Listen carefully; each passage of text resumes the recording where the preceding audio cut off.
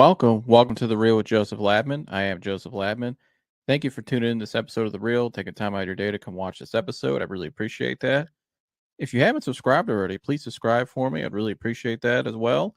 That's the best way you can support this channel and help me grow my content and grow this channel to where I'd like it to be. Everybody hit the like button for me on the way in on this video today. That also helps promote this video more in the algorithms, helps grow this channel more as well. Please share this content. I would really appreciate that. My guests would as well. If you would please share this episode with someone you know that maybe is interested in the topic we're talking about today. Please leave a comment below as well. We'd love to hear your guys' feedback. You can interact with myself and the guest on the panel and the live chat as well. Whatever we're talking about, just leave a comment there in the live chat. Pop in and say hello. We'll put it on the screen for you. And yeah, without further ado, let's get to the show.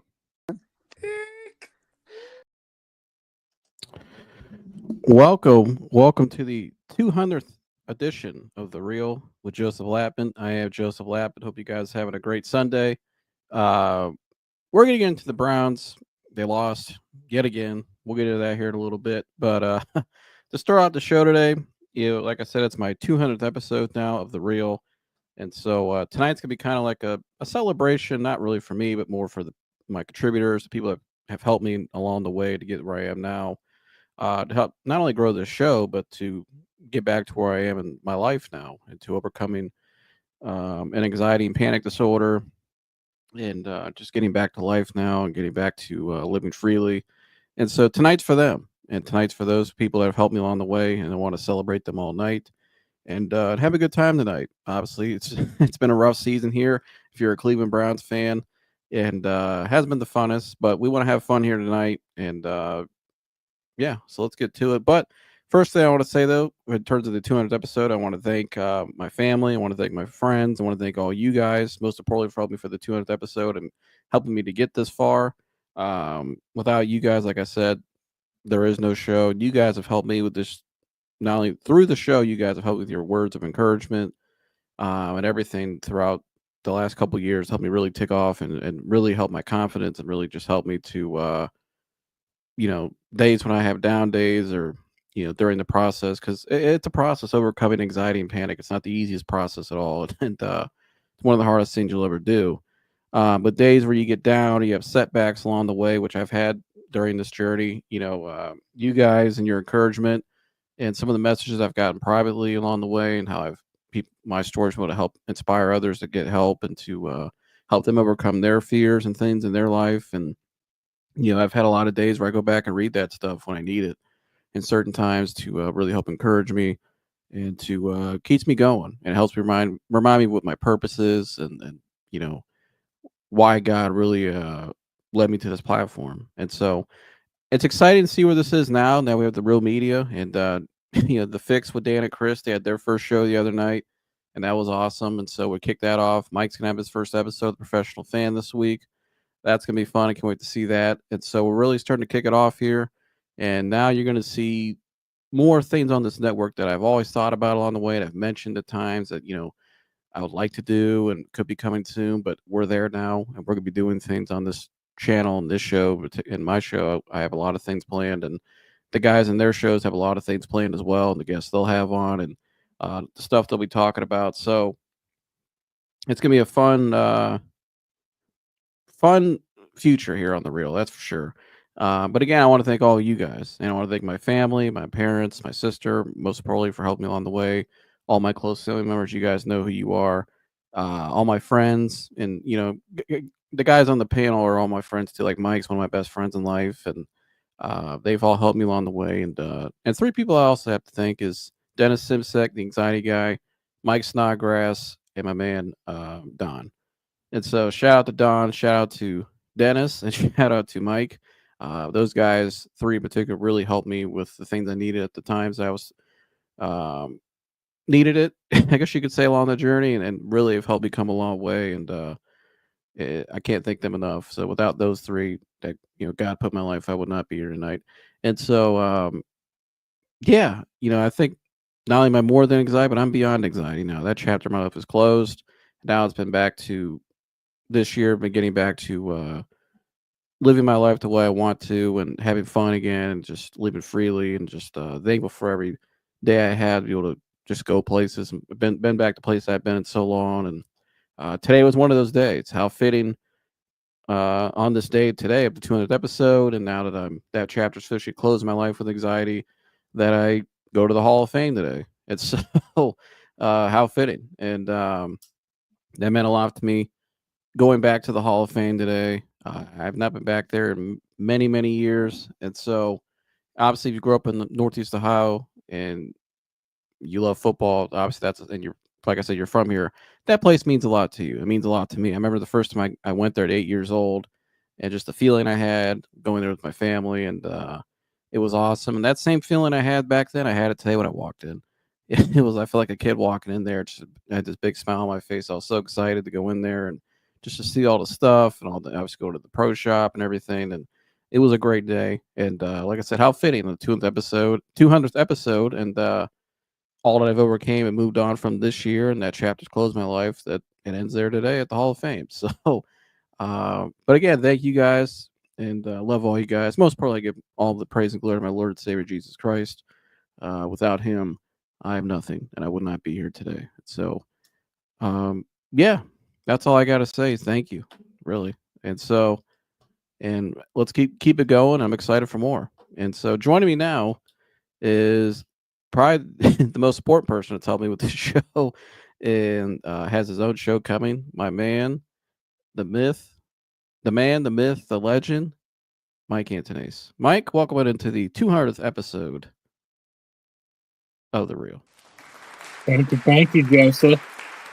And let me say a couple things real quick, man. I'm so proud and elated that how far you've come, not just obviously in this show, but just in your personal life and being able to like overcome that demon on your back. Like we've had many conversations on the show and in private about, how I have dealt with similar things. And man, you're a brother to me, and as a friend and as someone I consider family, um, it's almost bringing me to tears to see you and how far you've come, man. I'm so happy, and I know like everybody who knows you loves you, man, and is just so happy that how far you've come, man. It's really it's an amazing thing to see, and I'm getting emotional on camera. That's something I promised I never would do.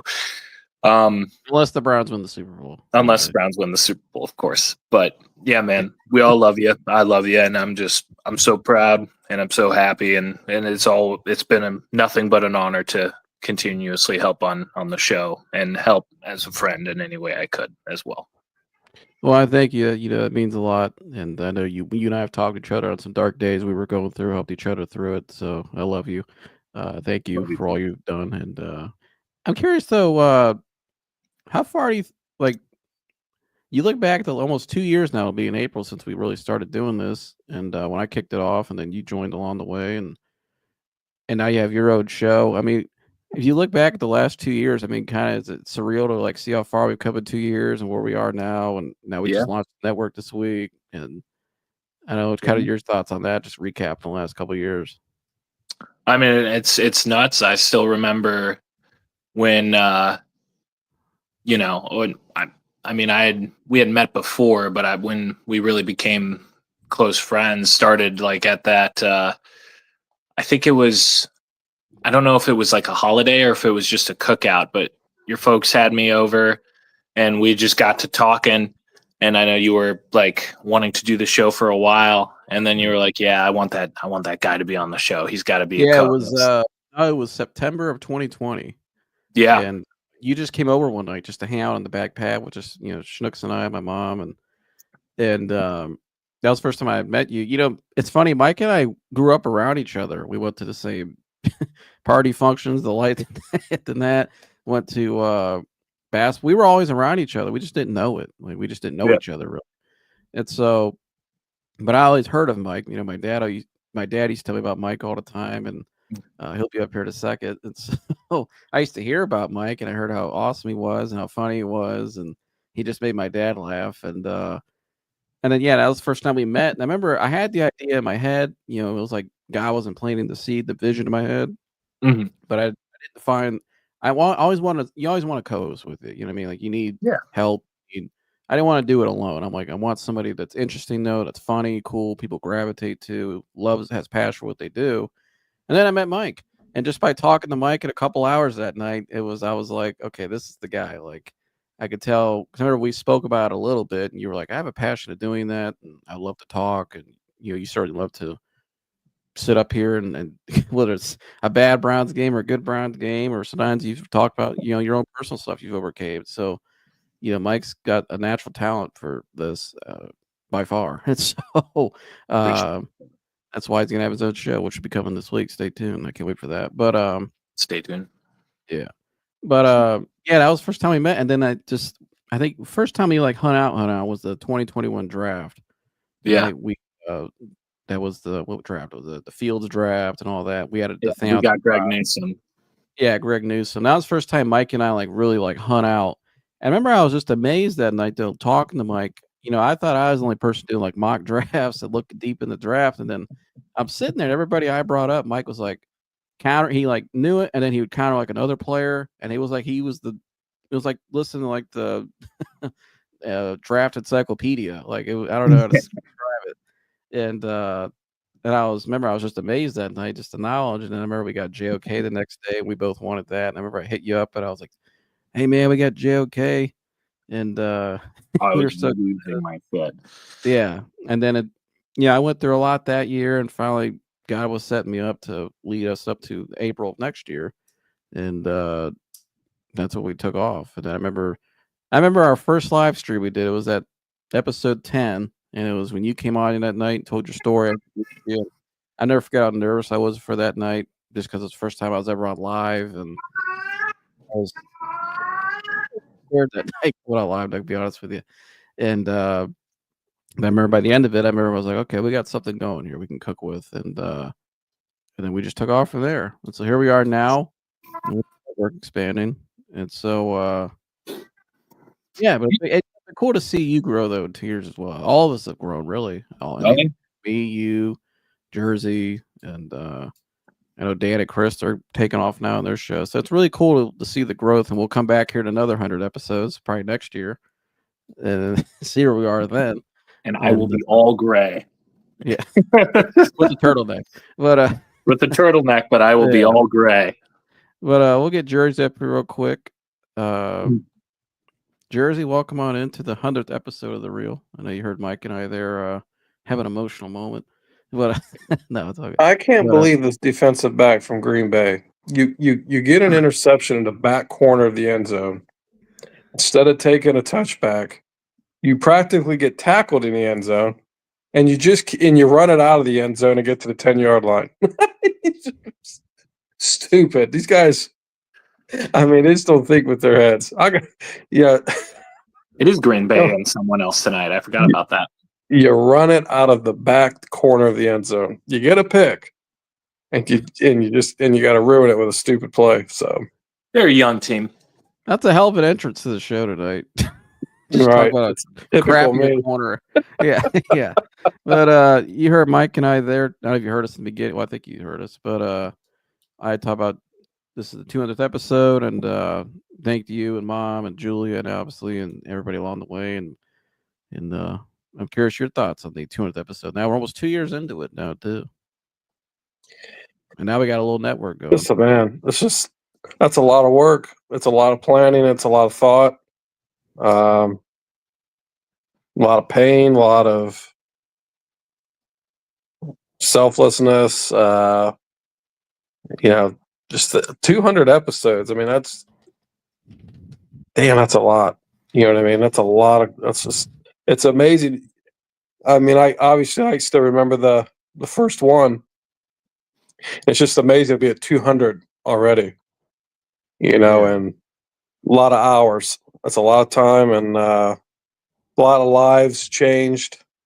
A lot of people probably realize a lot of great things about themselves. So just the body of work and what you're doing with it, it's awesome. So, and here it's great. Like your sister had a part in it too. I mean, she created that intro for you. You know what I mean? And Mom and I got you the equipment and just encouraged you, supported you, and but it's all your vision, your hard work, and but also great people coming on, people like Mike and consistent contributor, and then Dan Gergs, guys that try to come on here and take time from their schedules to, mainly first and foremost probably for you, and but look at now you just look at what's happening with it. Mike has his own show. Dan and Chris have their own show, and there's more shows coming. So it's just amazing. It's like Mike Matthews told you, 2.5 years ago. Stick with it. It's gonna blow up one day. He saw the content, saw what was going on. So, I think you're really starting to see it now. Yeah, and shout out to Mike. He just got off doing Mafia-thon with Kai Cenat. He's just Kai Cenat's producer.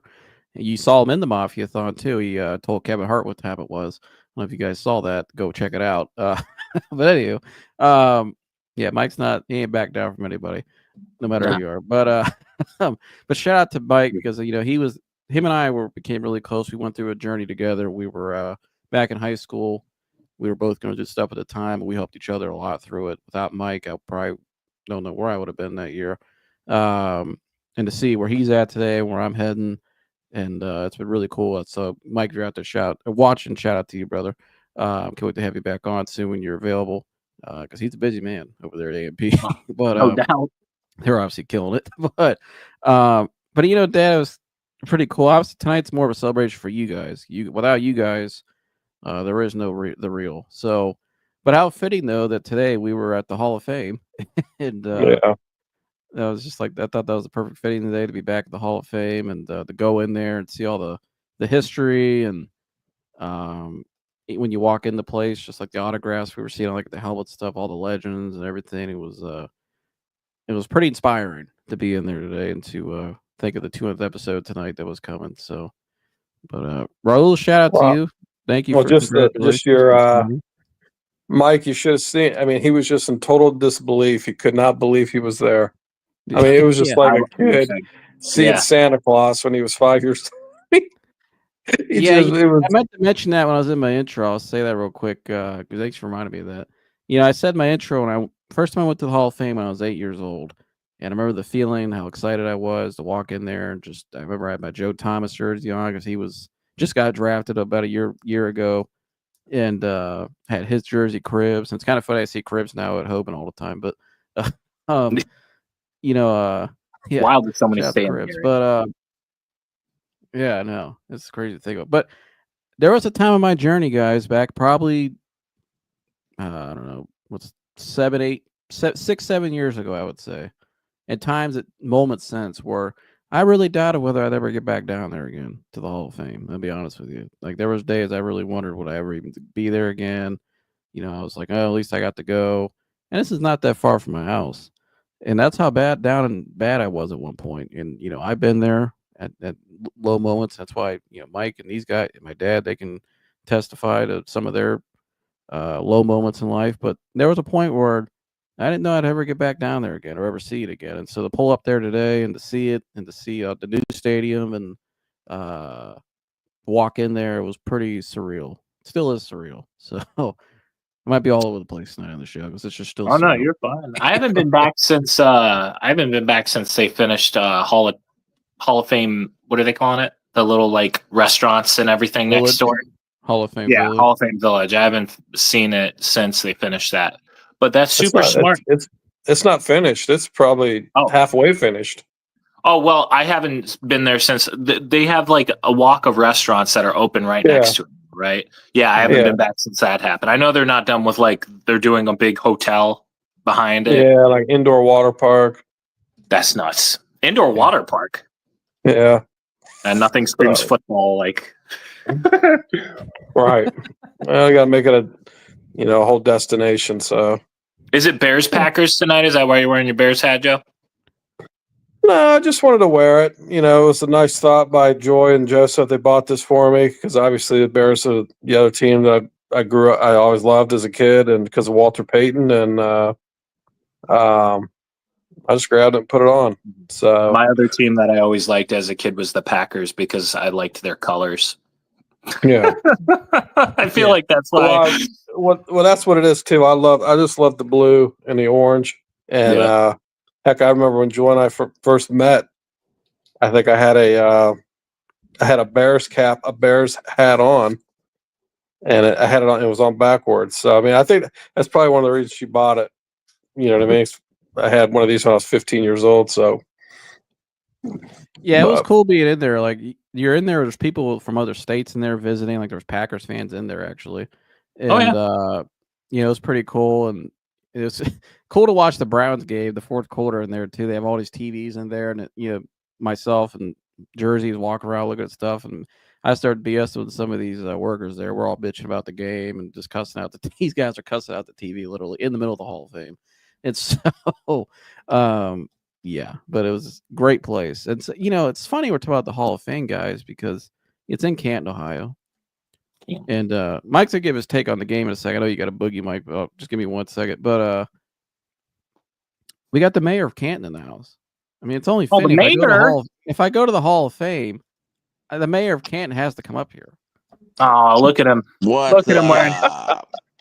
The longer, notice the older they get, the more times we'll see them wearing hats.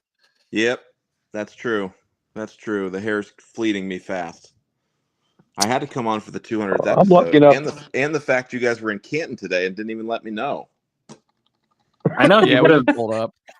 We would have bought you some of that pizza. The weird whatever pizza that was. Pizza oven, was it? Pizza oven? That place is Pizza Oven, bomb. Krause's, yeah, the old Valley Pie. Yeah, we got our own specialty pizzas down here. I love Krause's. It was certainly something. Yeah, it's called Valley Pie. He used to serve it to the workers during the Industrial Revolution. It's been around for 120 years now, and people love those little pepperoni grease cups and the little poverty pies we serve down here. poverty pies. Yep, little poverty pies. It's good. Good pizza. Lots of cheese. Well, Lots of Dan, cheese.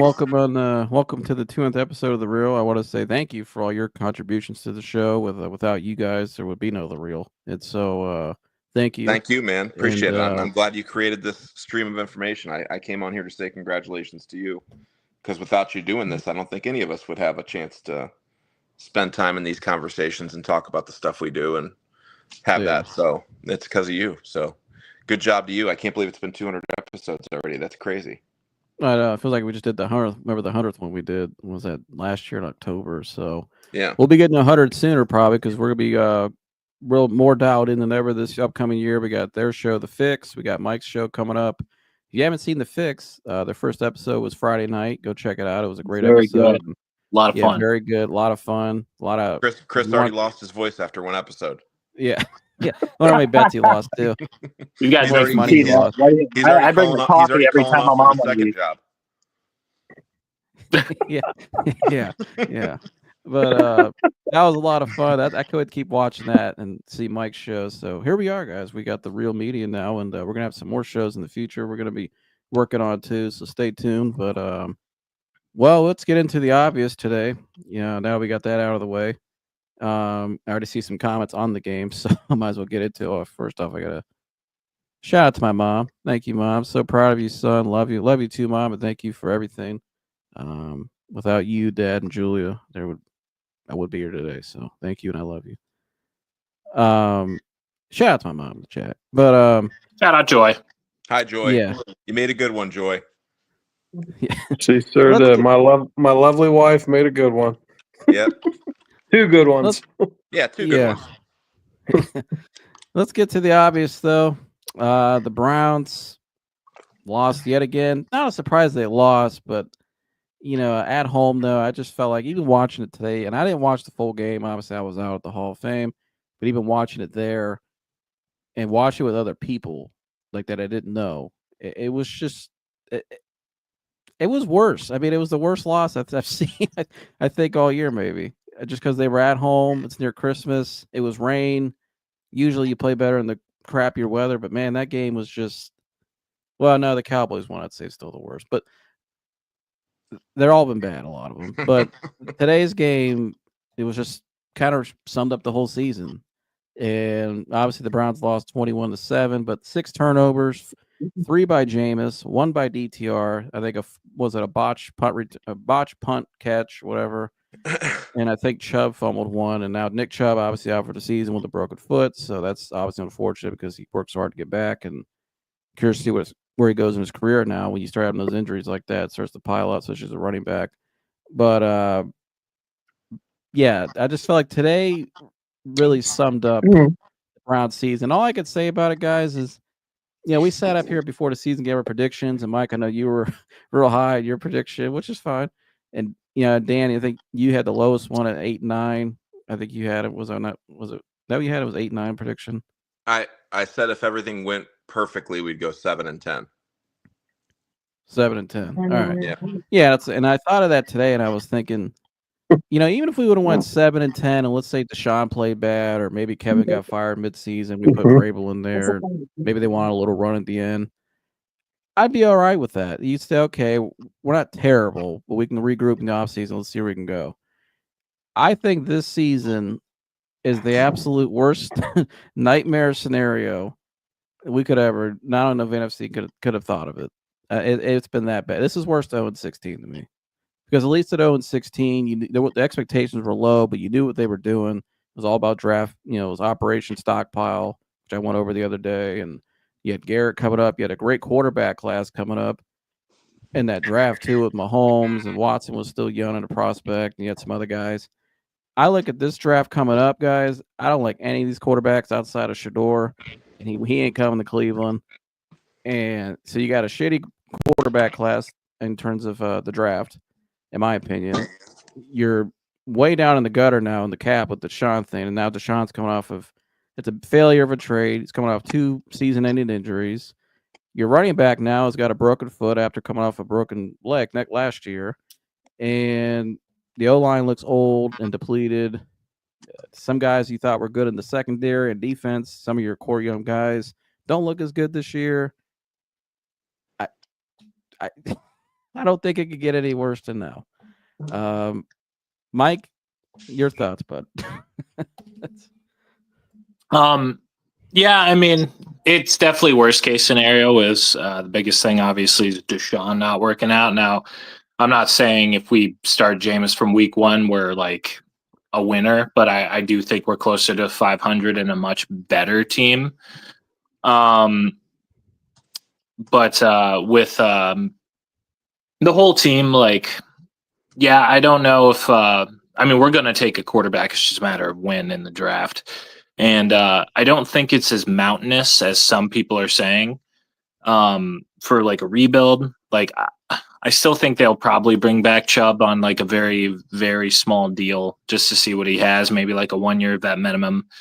I just don't think they'll, he's more of, there are certain players that teams will bring back just because of who they are and what they mean to a team. I think Nick Chubb means enough to that locker room and to that coaching staff that they'll bring him back on a friendly deal.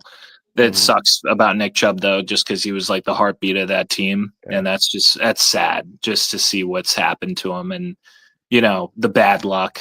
And what's even worse before he got this broken foot is last week, he had that, 20-yard run, and then he started to get going a little bit in the first half of today's game. And, it was okay, he's starting to get his legs back. He just needs one full off season. Now he's going to have to spend a good amount of that off season rehabbing from another season ending in an injury. So it just sucks. I think that just made today's game worse, is just that gut punch in my mind.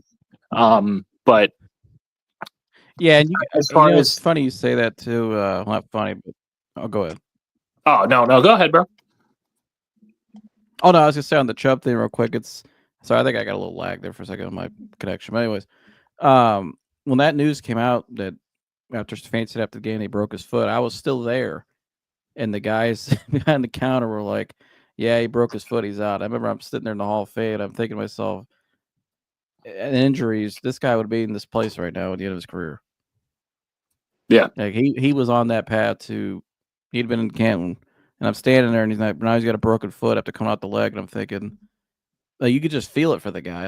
Man, that is And You know, I still think, not even his fault, or you know what I mean? Not just yeah. freak accident. Like just And to Andrew Barry's credit, like whether you like him or hate him, think he's a good GM, bad GM, he does take care of his players, and he does he's one of the GMs that cares about taking care of his players. So I do think they'll take care of Nick. They'll, like I said, give him a 1 year, $3 million deal, maybe 2 year, 6, something like that. Keep him on the team. You know, if he comes back, great. You can always restructure him to pay him more if he isn't what he, if this is it and like he can't be the same guy again, you're at least letting him go out, the way he wants, at least plan.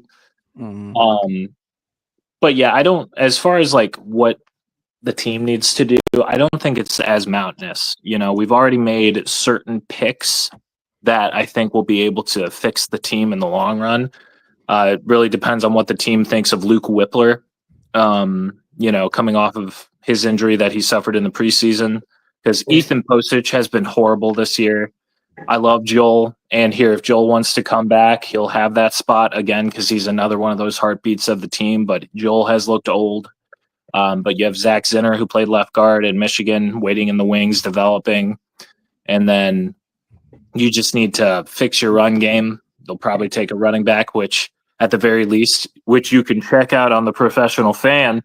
This is probably one of the deepest running back classes I've seen in a very long time. First, second, third, even fourth round, you can find a very good starter. And for that matter, if you don't think Wyatt Teller's got it anymore, interior O-line is also another one of the strongest in this class. But I don't think it's mountainous. The season sucks. It's a lost cause. And, it hasn't looked good, but regroup, fix it. This team has at least showed that they're not like completely inept to understanding what the issues are with the team and what they need to do to fix it. But yeah, my take on the game is more or less it's the story of the season. They protected their draft position at the very least. And I think now, as of today, we have the 6th pick. So they moved up. Yeah. Yeah. Abdul Carter season. I swear to God, give me Abdul Carter. But with that, because I'm couldn't stay too long, I just want to say again, it has been nothing but an honor and a pleasure to have helped you along the way, brother. And man, I love you dearly. You're a brother to me, and you've helped me a ton. I wouldn't be where I am without you guys. So, and well, I thank you, love you, brother, and not to cut you off, but I want to promo real quick. The Professional Fan will be coming this week.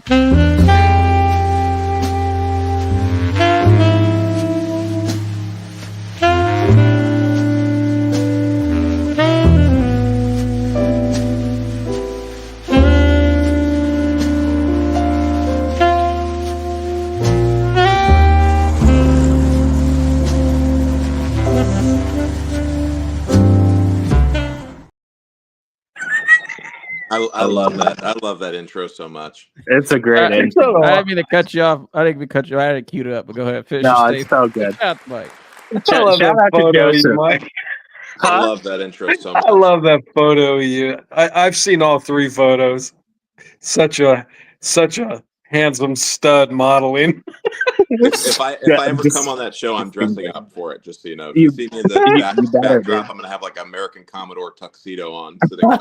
You're gonna run a tuxedo. Oh yeah, Mike. That's gonna be like a standard. When you go on Mike's show, you have to at least look formal. Yeah. Oh, Mike, I know you're gonna have some good, some great guests, Mike. I know you got some guys, maybe in other media platforms that are come over. People might know, so that'd be cool. But go ahead. You got anything else? But I'm sorry to be. I had to queue it up. I just wanted to add one more thing, just to make the bottom panelers feel a little bit old. Isn't it wild, you gentlemen, to think that you guys met me when I was an 18-year-old kid? Isn't that wild? You were 18 when you started there? Yeah, dude. I remember that. 10 years. Yeah. I'm almost 30. I remember you always leaving midday with some bullshit excuse. And I still outsold like 70% of the staff. What does that tell you? No, that's crazy. Been 10 years. So you're 28, right? Yep. Damn. Young buck. He sure is. Young buck. Fuck, I wasn't even in a car business at 28. I was 29, getting ready to turn 30 when I started. I was 18, and y'all were still, you were all clean shaven, Joe, and you had the locks still. Danny Oh, boy I had haven't. locks. Well, no, I haven't lost it. All my hair is there, dude. It's just, No, it's you're just silvered. it's practically silvered. white now. Yeah, that's the case. That's the Mine's, business. yeah. Well, here, that's Mike. That's Isn't that wild? you know, I did 12. Dan did 15. That's like, I'm gonna say probably 36 and 45 years in the car business anywhere else. Yeah, right. That's a lot. That's a lot of miles. A lot of dude. miles put on there, man. In those chairs. How long did I work there? I worked there for 7 years. You did? Yeah, dude. I left when let's see. What year did you guys leave? 19. Yeah, if you left in 19, yeah, because I spent a year at Vanderveer, went back for a year, and then I was at Nissan. Oh, yeah, I forgot you went back. Yeah. So, yeah, about 7 years. More like 6.5, something like that. Dang. Man, that's Damn. crazy. I just wanted to make them feel a little bit older. Yeah. But yeah, check out Mike this week on Professional Fan. Also check him on roundtablesports.net. We'll have some articles coming. And shout out to I've you, been Mike. slouching on that a little bit. Yeah, we got to get some articles out. And yeah, the Professional Fan, tune in if you'd like. I will be doing a full 3-round mock for every NFL team. So it should be a fun show. Yeah. No matter what. Yeah. No matter who you're a fan of, you're going to be seeing 100 picks. And it won't I'm be gonna, as long as you guys think, though. Mike Harry has he does so many of these things that he'll be. and he'll I be know firing what your team needs. Yeah, he'll be firing through it, so it'll be fun. Well, just pick all 3 secondary players for Tampa Bay, please. I might. Although we had a big road win today. One of our best wins of the year was today. Yeah. Big old road win. Beat the Chargers today. Oh, wow. 47. Yeah, the Chargers is gonna be easy. Just every wide receiver available. Click, click, click. Yeah, they need some wide out help, but 40-17 on the road, we beat them. Baker threw 4 touchdowns. Oh, he did one of those. He did one of those Jekyll and Hyde Bakers. He had a good Baker day. Yeah, the ultimate two-faced quarterback. He had a good Baker day. Flip the coin, Harvey. Good Baker Day could beat anybody in the NFL. Yep, it gives you a puncher's chance in any game for sure. Yeah, that is true. When that dude's on, puncher's chance. He's on when he's on. Yeah. But I love you guys. All right. Love you, see you, bud. See you, brother. Mike, good job. See your show next week. Oh, yeah. See you guys. All right, bud. Well, Dan, we'll get back to the Browns now. I'll go to you, Dan, because shout out to Tori Graver said, I like your Bucks hat. I definitely will root for them in the playoffs. He said he's gonna be rooting for them in the playoffs, Tori said. Well, we got to thank you, but we have to make it there first. We got to get there first. That involves maybe the Falcons dropping a couple games. It's going to be down to the wire. We're going to have one of those NFC South races where the winner of our division is not going to have a great record, but we just got to get in. We get in against some of the teams that are in there right now. I think we got a good chance of getting out of the first round, and who knows? We're still one of the only 2 teams to beat the Lions, so we'll see. We got some people we need to get back healthy, and we got a good running back core that's there now. We got a couple good backs, and they're doing better than I expected for sure. I thought at this point of the year I'd be more rooting for the Browns than the Bucks based on what the season was going to be a trajectory for, but I'm cool with the Bucks. Well, yeah, the Bucks are a lot better than the Browns, that's for sure. Have been for a long time, but when you watch the Browns game today, obviously it's the same stuff all year, but I'm just curious, anything different to you today? Do you feel any different about them, or Like, is it even worse now, or I think your overall by the thoughts? end of the game, they finally checked into this season being future Italian evaluation thing. I mean, it started with Jameis getting benched, and I think they're in full audition mode to figure out who's going to be on the team next year.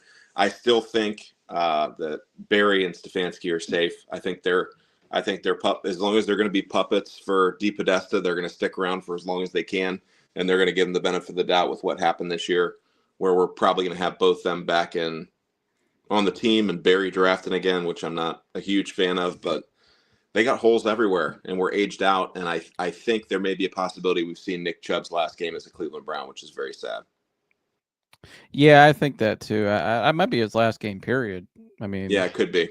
Unfortunately, because once you get the knee and then you get the ankle injuries, it all piles up and it goes to your hips and back. And it's sad. Like I said, it was crazy standing there today when that news came out. I'm like, I remember I thought that for a second. I was like, man, this guy was on his way to here. And now he's because of freak accidents, Chris and I were talking about on the show. A lot of people think Saquon Barkley and Derrick Henry are going to be the last two running backs that go into the Hall of Fame based on how the league treats running backs and how little of a workload they get and how they platoon together and they don't have real workhorses anymore, because the guys just age out very rapidly once they get a lot of carries and their careers are cut short. I mean, look what happened to Todd Gurley. Todd Gurley was dominating the NFL for many years. Then he started to hit the injury bug. I mean, people in his first 3 or 4 years thought he was for sure going to be in the Pro Football Hall of Fame. Now, if you look at the stats, just the longevity of the stats they put together and how long they can stay healthy, it doesn't keep up with what it takes to be a Hall of Fame running back. So it's kind of crazy when you think about it that the two guys playing could be the last running backs we see make the Hall of Fame based on currently what their trajectory is for everything. Christian McCaffrey, same way. That's what I was going to say. I said the only other two guys is McCaffrey and Chubb, and just because of injury, I don't know if they're going to. Yeah, they got to stay healthy. Unfortunate. Because I think you got to look at all those guys. Go ahead. Well, McCaffrey too. This guy's got the shit ran out of him in college. I mean, you remember Georgia? And Georgia's got Gurley, Sonny Michel, and Chubb, and they just ran the hell out of them guys. And McCaffrey, obviously, I mean, he was doing everything. He was like another Reggie Bush. Yeah, I mean, returner, kick returner, everything. Yeah, so I mean, you figure these guys, how much they were used up in high school, and then what they're used up in college, and it's. I think Chubb probably. When I heard that today, I would think he's probably going to retire reluctantly. Mm-hmm. But I mean, he had that huge injury in college. I mean, it's just how much more can you take? And I mean, do you really want to go somewhere else and try it again? And well, it's crazy. He just seems like that kind of. What's that? He just said the other day to the media he spoke, and he said he prefers to finish his career in the brown and orange, and he just said that this week, and then this happens today. Yeah. Yeah, who knows? I don't see that guy playing anywhere else. Chubb's kind of like a Barry Sanders to me. It's he just might loves do that same thing as Barry Sanders and just hang it up on his own. Yeah, so I mean, just a selfless player and just loves football. Probably hates the business, just loves football. Yeah, and but hell, he's a Hall of Famer, dude. I mean, dude, even with a short career like that, I mean, he went out. Even if he hangs it up, I mean, I don't know if there's anybody that would say a bad thing about Nick Chubb. He'll probably hang it up, go do the CrossFit Games, win a medal in the CrossFit Games, and then go ride, in the Tour de France like Bo Jackson did, where he just did everything else other than football and just showed his athleticism. Because that's one thing's for sure, that dude's not going to stop working even if he's not in the NFL. Hell no! Specimen. I mean, I can see that dude back home coaching high school. Yeah, yeah, back at Georgia. Shout out to Roscoe. Roscoe, I sent you the link too if you want to come up here, but he said Chubb is an icon. Yes, he is. He's a Cleveland icon, man. Georgia icon.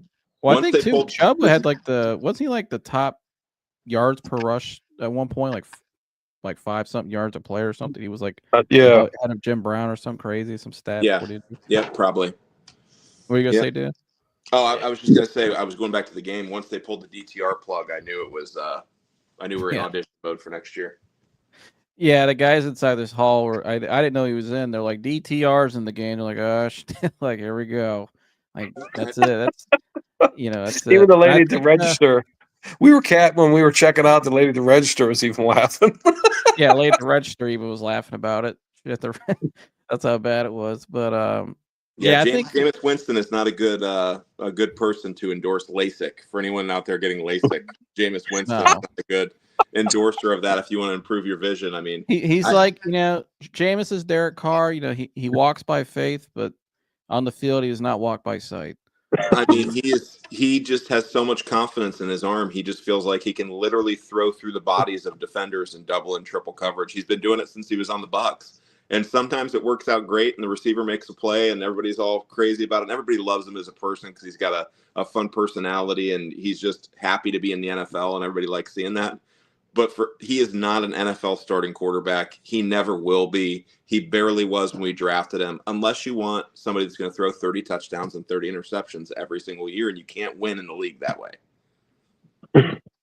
Not consistently. Yeah, You can go I mean, 8-8 or not 9-8, 8-9, Yeah. whatever. But you can win half the games. But you can't win consistently with someone that loves throwing it so much to the other team. he's somebody that's got to have an elite. Like I think his best stretch he had was that time with the Saints at 7 games, but he had Alvin Kamara. So, Yeah.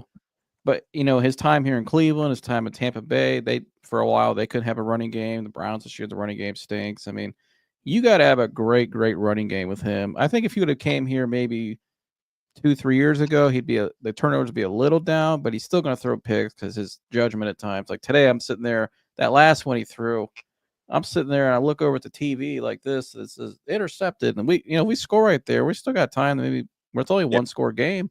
Yeah. And I seen him try to throw. It looked like I couldn't tell because the TV is far away. But it looked like a back shoulder fade to the back pylon with 3 guys.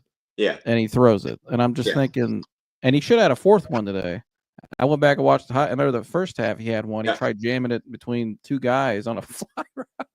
Yeah. And he should have had 4 of them. And then DTR comes in, and let's see. We got some comments here. He said DTR equals Deshaun Watson Okay. Rose coming in hot. Josh Maraska says need PJ back. He is the president of PJ Walker fan club. Oh my gosh. What is PJ Walker even doing right now? I think he's with I think he's walking at Sergeant Clean on 241. I think I saw him there today when I was pulling out of McDonald's after I got my Diet Coke. No, he is actually the starting quarterback for the Calgary Stampeders of the CFL, which I think I actually made a joke about when he was our quarterback. Oh, that's right. I'm supposed to buy Josh that jersey too. I think I actually said he was going to the CFL, and maybe not to play for the Calgary Stampeders. I like to throw out the Toronto Argonauts usually when I make that reference, but I thought it was the Edmonton Eskimos. Yeah. Or Mike always says the Seattle Sea Dragons. That's a good one. Yeah. But with Josh Gordon.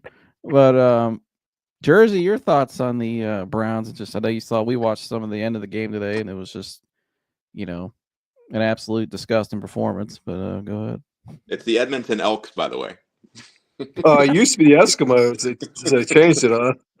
Back when it was just, what is it? Is it still called Canadian Football League? Yeah, Canadian Football League. You got the Hamilton Tiger Cats, the Montreal Alouettes, the Ottawa Red Blacks, the Toronto Argonauts, the BC Lions, Calgary Stampeders, Edmonton Elks, and the Saskatchewan Roughriders, and the Winnipeg Blue Bombers. Yeah, it used to be Edmonton Eskimos. You know who? I think Warren Moon played for them before. I was about to bring that up. I had that jersey in my hand today, the baby blue Warren Moon. Oh yeah, yep. Man, that's a badass jersey. Oh, yeah. I thought that was an Earl Campbell you had. That's a hold on. You give your take. Hold on, I'll be back in a second. Yep. No, I'm with you about the Browns. It's the worst season. I believe it's the worst season since they came back. The 0-16, you had no personnel. It's pretty much what you expected. It was still unbelievable they went 0-16, but with this personnel and this payroll, and you just, just can't be any hard work being put in. I mean, just a total failure all the way around. Coaching, front office. I have a hard time picking on players because I'm so hard on coaches, but here it starts at the front office, and goes down. But these players, they just when you talk about the miscues, the penalties, that's guys who just aren't working hard. They don't care. Not taking pride in what they do, not being sharp. So it's just what a total catastrophe. And I don't know. I don't know if I'm with Mike as far as it not being, a horrible rebuild, but it might be. I don't know. I've kind of changed my mind. I don't know. A lot of free agents. Yeah. There's really only one guy that I would absolutely love to see back with the Browns, and that's Koromoa. That's the only guy that he is my outside of Chubb. Koromoa is my favorite player. I just love guys like him. Those are just straight ball players, just instinctive. Other than putting them on defensive tackle, those kind of guys can play any damn position you put them. They're just great. It's kind of like a Troy Polamalu in a sense. Just awesome football players, and he's about the only guy that I would love to make sure comes back. Rest of them, I don't even care. Garrett, we're kind of getting. Oh well, here, do whatever you got to do. I love Myles Garrett, but Cormo is the only guy that I would love to see back in the uniform next year. If they gotta break it all up, so. I heard somebody say today too. If you look at the offense too, outside of maybe, I think Jerry Judy's coming alive here. I think you can move with him going forward. You at least got something there. Outside of Jerry Judy, though, offensively, the other 10 guys, yeah, it's a total rebuild offensively. Yeah, and Njoku probably being the exception to that. Yeah, because he's under contract. But he's even. I like Njoku, but he's just, my gosh. Sometimes you're watching, it's just like. It's just the lack of consistency. It's just. Yeah, I thought, Dan, you said it best tonight on the fix, which is he looks like Tarzan, but sometimes looks like Jane. Yeah. Built like Tarzan, plays like Jane. And it doesn't, right. And his catch radius is like the craziest thing I've ever seen. You throw it right at his body, you can't catch it. But if it's over his head, 2 feet over his head or whatever, he comes down with it every time. It's just the craziest thing. I think when it comes at his body, he's trying to body catch it instead of using his hands, and it just goes sideways from there. Granted, he's such a physical freak. It'd be hard to replace him with a better tight end than him. But I think that's the least of our concerns. I think there's an outside chance that we're entering a year-and-a-half long period where we're setting up to draft Arch Manning, and that we're going down the rabbit hole and building a bridge for next year. I wouldn't be surprised to see them not take a quarterback in the draft next year. If so, maybe a late rounder, or do another bridge free agent to whatever it is to get us a shot at getting Arch Manning. The connections between Haslam and Tennessee and the Manning family and all that stuff, and knowing that they can't get Cam Ward or Shadur this year with the picks they have, nor does Shadur probably even allowed to play here. Deion's going to let him play here. I think it's already kind of a done deal. Shadur's going to the Raiders and Cam's going to the Giants or Jets, and that's kind of what it is. So after that, what are you going to do? Yeah, they've already said they were trying to push the way to Dallas. Well, there is another guy though in the draft class who I like a lot. He's 6'6", probably be 220 next year. You're going to see him play Saturday night in the shoe. Nico Lamalava, I can't say his last name, but he's a second-rated prospect right now in that draft class. Arch is number 1, but this kid, if you watch this kid play, check out his highlights. He goes to Tennessee. Obviously, know the connections there with Haslam and Tennessee. I think if that kid keeps on track to where he's been, I think he'll be a top 10 pick next year. He's that good. So I think if Arch is going to Dallas, if Haslam would use his Tennessee connection to get this kid next year, I would totally do it. I would use the draft this year to number one. I'm trying to get, if I can get Travis Hunter, I'm taking him because I think he's that great. If I can get him, if I get the Genty kid, you're gonna need a running back now, and you play in Cleveland, you always need a running back. So always. The Genty kid from Boise State, I think, is gonna be phenomenal.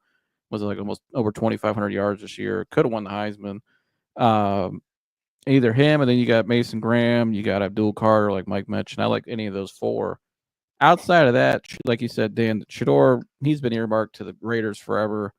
That seems like a done deal. But you look at the rest of this class. I mean, Carson I Beck think sucks. I think Ewers should stay in another year. And he might, but he's another guy whose durability problems. He, like Carson Beck, had high expectations going into the season, has not lived up to it. Has just stunk the bed at times in games. Drew Aller probably picked the wrong school. I like Drew Aller. I watched him play at Medina in high school. Hell of a talent, but I got question marks with him. He's not a guy you'll be able to throw out there right away. Garrett Nussmeier, everybody knows his dad, Coach Nuss in the NFL, but probably needs to go back another year. Jackson Dart, another guy who has like Bo Nix, has a lot of starts in the NFL. Really talented kid, 6'3", 225, but at times questionable with his decision making. And I see some stuff of him off the field in podcasts about he wants to be the next bouncer and all that. I'm not sure how that fits in Cleveland. Will Howard probably should change his name to Bill and just go ahead and start coaching after he's done. Who else? Cam Ward, really talented kid, probably has the highest upside of anybody in the draft, but needs to sit for a year, misses too many layups, in my opinion.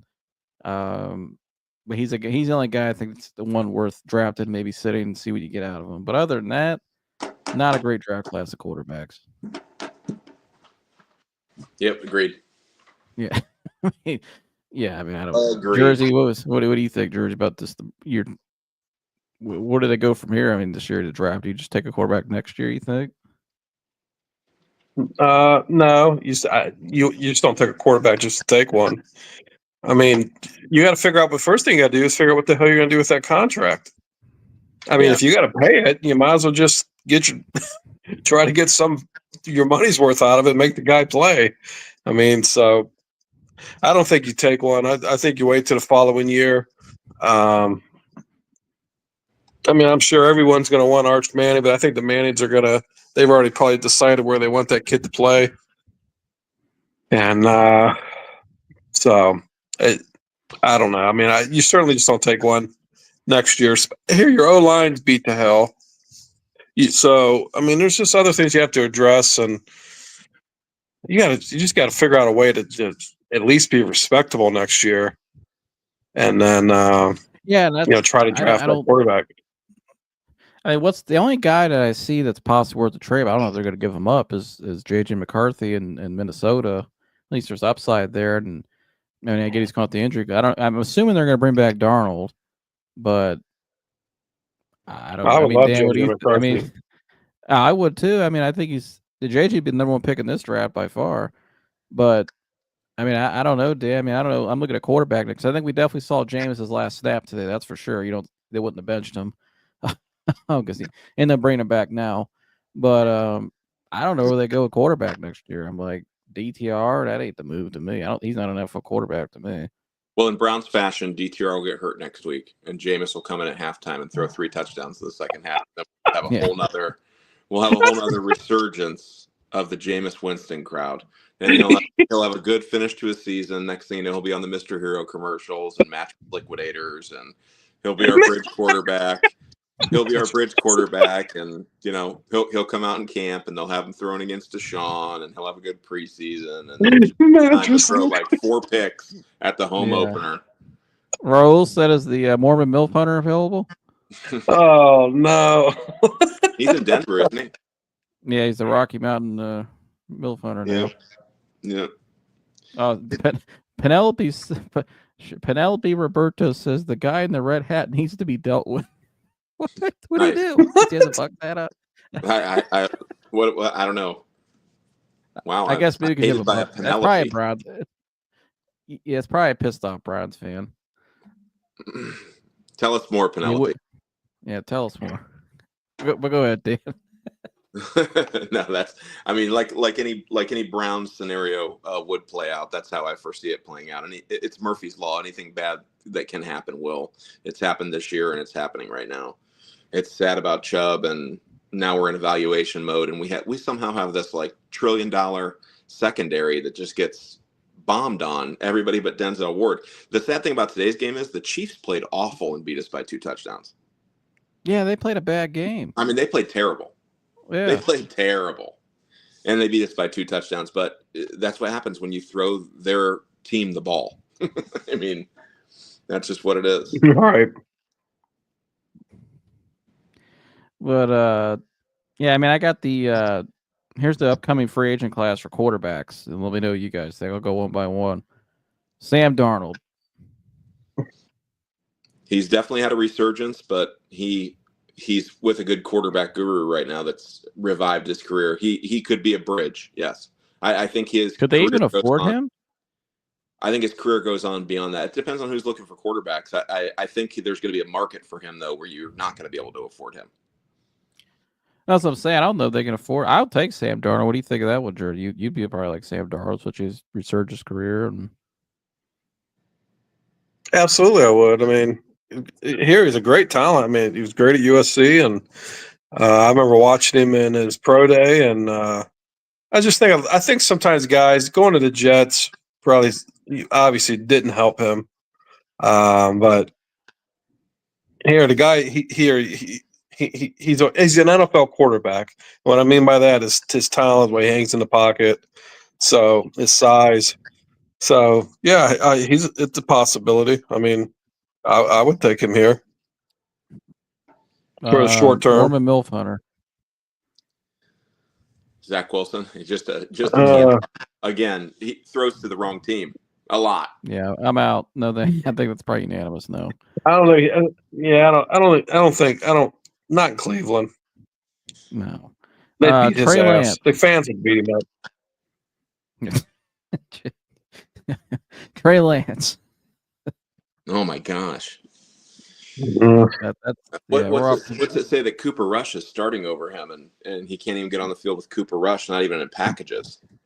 Right. Yeah. 32-year-old Jacoby Brissett. You want to bring him back? We've seen that play out already as a 1-year bridge in like an emergency scenario where we're paying him as much as most teams pay like our kickers. Yes, if there was a plan for that, yeah, but I don't. You're going to go 500 is the ceiling of what you're ever going to do with Jacoby Brissett. Tyler Heineke. Or is it? Taylor Heineke. Excuse me. Yeah, Taylor Heineke. He's like a poor man's Baker. I do cheer for him when he gets in games. I mean, I've cheered for him since he was in the XFL. And opening week, he did the Red Hawks or whatever team he was on. They won the game, and he did the Stone Cold Steve Austin in the locker room. Had 2 guys throw him beers, caught him with both hands, cracked him, and guzzled him. I've rooted for him since I've seen him do that. But again, you're not going to go better than 500 with Taylor Heineke. He's going to surprise you and win some games, but he's not a true NFL starter. These are majority ceiling backups right now is what you got. Marcus Mariota. No, you might as well keep DTR. That's the Hawaiian DTR. One of Young Jeezy's biggest fans, Drew Lock. Oh my gosh, no. God. Big Jared Stidham. Man, I haven't seen Jared Stidham throw a pass in a long time. I've not even seen him play in a long time. He just keeps getting contracts somehow, but I have no idea how. He's got a better shot of getting on the field in North Carolina with his old coach than he does in the NFL, probably. Yeah, he just went re-enrolled in college, maybe just try it out. Where is he even at? Is he at Denver? Is he in Denver? Zach Wilson, and they drafted making $5 million in Denver. Yeah. Andy Dalton, 37-year-old Andy Dalton. The Red Rifle. He's got to be almost cashed out. He's got to be done. Yeah. His only benefit was his legs half the time that could bail him out of stuff when he would run, and that's got to be gone by now. Too much standing. Jameis Winston, we already said no. Mac Jones. No, please no. I don't ever want to watch that in Cleveland. I can't do it. Jersey. Hell no. All right. Carson Wentz. No. Fucking retread.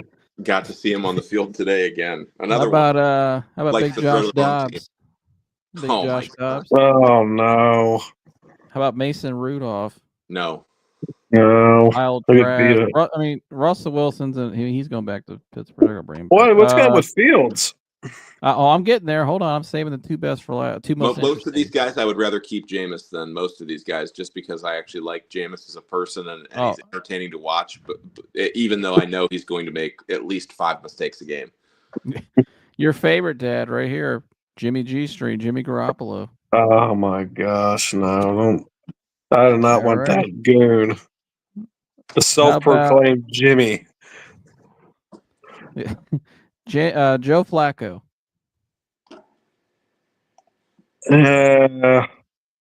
No. They burned that bridge. Yeah, he's just 40 years old, and yeah. I mean, that playoff game, he just shit. Old. I mean, the magic wore off. Yeah, plus you blew out his coach that was here too, Van Pelt. My buddy got me one of those Flacco around and find out shirts for my birthday 1 year, and I hadn't even worn it yet. It still had the tags on it. Real nice shirt, like an awesome T-shirt. And then we went to the Ashley's company Christmas party to watch them play the Texans in the playoffs. And now I have never ever worn that shirt, and there's no reason to. I remember you came on that night in your suit after the game. We were just in shock of what we all watched. I mean, I got the shirt just in time to never be able to wear it, just not even a Cleveland Brown.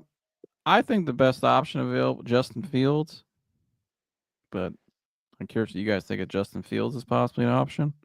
Well, if you get Justin Fields, he can not only be a bridge, but he may keep you from needing to draft a quarterback if you came up with the right system and right offense for him. Do I think that's what I think? System would work with Justin Fields? No, I don't think so. Because Stefanski's not going to let him do the things that Justin Fields needs to do to be successful. He's going to want him to stay in the pocket and do all the things that all these veteran arms that come in here and do in his system, and not let him explore what he needs to do. Yeah, I think I think you gotta get rid of Ken Dorsey. I think it's time for him to go. I mean, he wasn't my guy on the list when we were looking for an OC anyways, but I think you get rid of Ken Dorsey. Maybe you stay in house and bring upgrade the guy that was the OC in Alabama. I can't think of his name right now. Tommy Rees. I think if Tommy Rees, I think he could be a good coordinator. I know Saban liked him a lot, and I think that was a nice hire. I still like him a lot, and I know the players like him a lot too. I think there's a lot of colleges looking at him. Yeah, I mean, I don't know. Maybe if he doesn't go to college, if you can bring in Fields and maybe let Tommy Rees run the offense, make him the OC, let him maybe integrate some maybe college concepts more, just getting guys out of the pocket, get him out of the pocket more. I think that could work possibly with the right. I mean, you have some young guys in the draft you bring in. Jerry Judy's looking promising. I think you could work with that. I don't know. What do you think, Jersey? What do you think of Fields? I love Justin Fields. I'm in agreement with Dan. If he's just with the right coach and the right system, I mean, he's got so much freaking talent, man. He's a tough dude, and but I'd love to see him here. But it's like Dan said, Stefanski seems like he's just too much of a control fanatic, and he'll just want to do it his way, and it'll never work out. So I don't really hear. We're sitting here focusing on what players bring back when we got a front office that needs emptied out. You know what I mean? We need that D Podesta needs. I just hope that guy's at least gone. Well, that's the biggest. I mean, you saw my show the other day where I broke down. I don't know how many clips I had up here, and if you haven't seen my episode the other day, highly recommend you check it out. I take a deep dive in what the biggest issue with the Browns and what it's been since 2016, and who really has been controlling everything. And that's that guy in San Diego. And I know people in the media like to say all the time, we don't know what he does. We don't. Well, listen, go watch that episode. And if you watch that episode, you don't think we don't know what this guy does by now, how much power influence he has, then I don't know what else to tell you. He runs everything. Well, here, when he's a guy that's outlasted everybody for almost 10 years. And everyone knew what he did when he first got here because he was very visible, and he put himself on in interviews. And now that they've just been shit, he's invisible, and it's pushing that blame on everyone else. Everyone else has gotten the blame and been crucified in the media, but this guy, because all of a sudden he's not visible anywhere. But when he first got here, he was, because you showed all the interviews. You remember I said that to you. So, man, it's kind of funny. This guy was all over the place on TV and made, stand on the sidelines. And the last 3-4 years, you don't see this asshole. What's he make is the question. In 21, he signed a 5-year contract extension. What's that guy get paid? That's on the turn, and he's up for he's eligible for an extension this offseason. I mean, a head coach and a GM get, roundabout figures, what, $10 to $15 million a year, probably. So on average, what's the chief strategy officer make? Correct. Let's ask the Googles. I'm Googling it right now. How much does Paul DePodesta make? Well, did you see? You ever read about his other business ventures? No. He was on Sears board of directors. In 2012, he started on Sears board of directors. Now, I'm pretty sure that timeline matches with the demise of Sears. It went bankrupt. I mean, how long was Sears around, dude? I mean, how many generations before us, Sears was like where they went their shit, tools, everything Sears.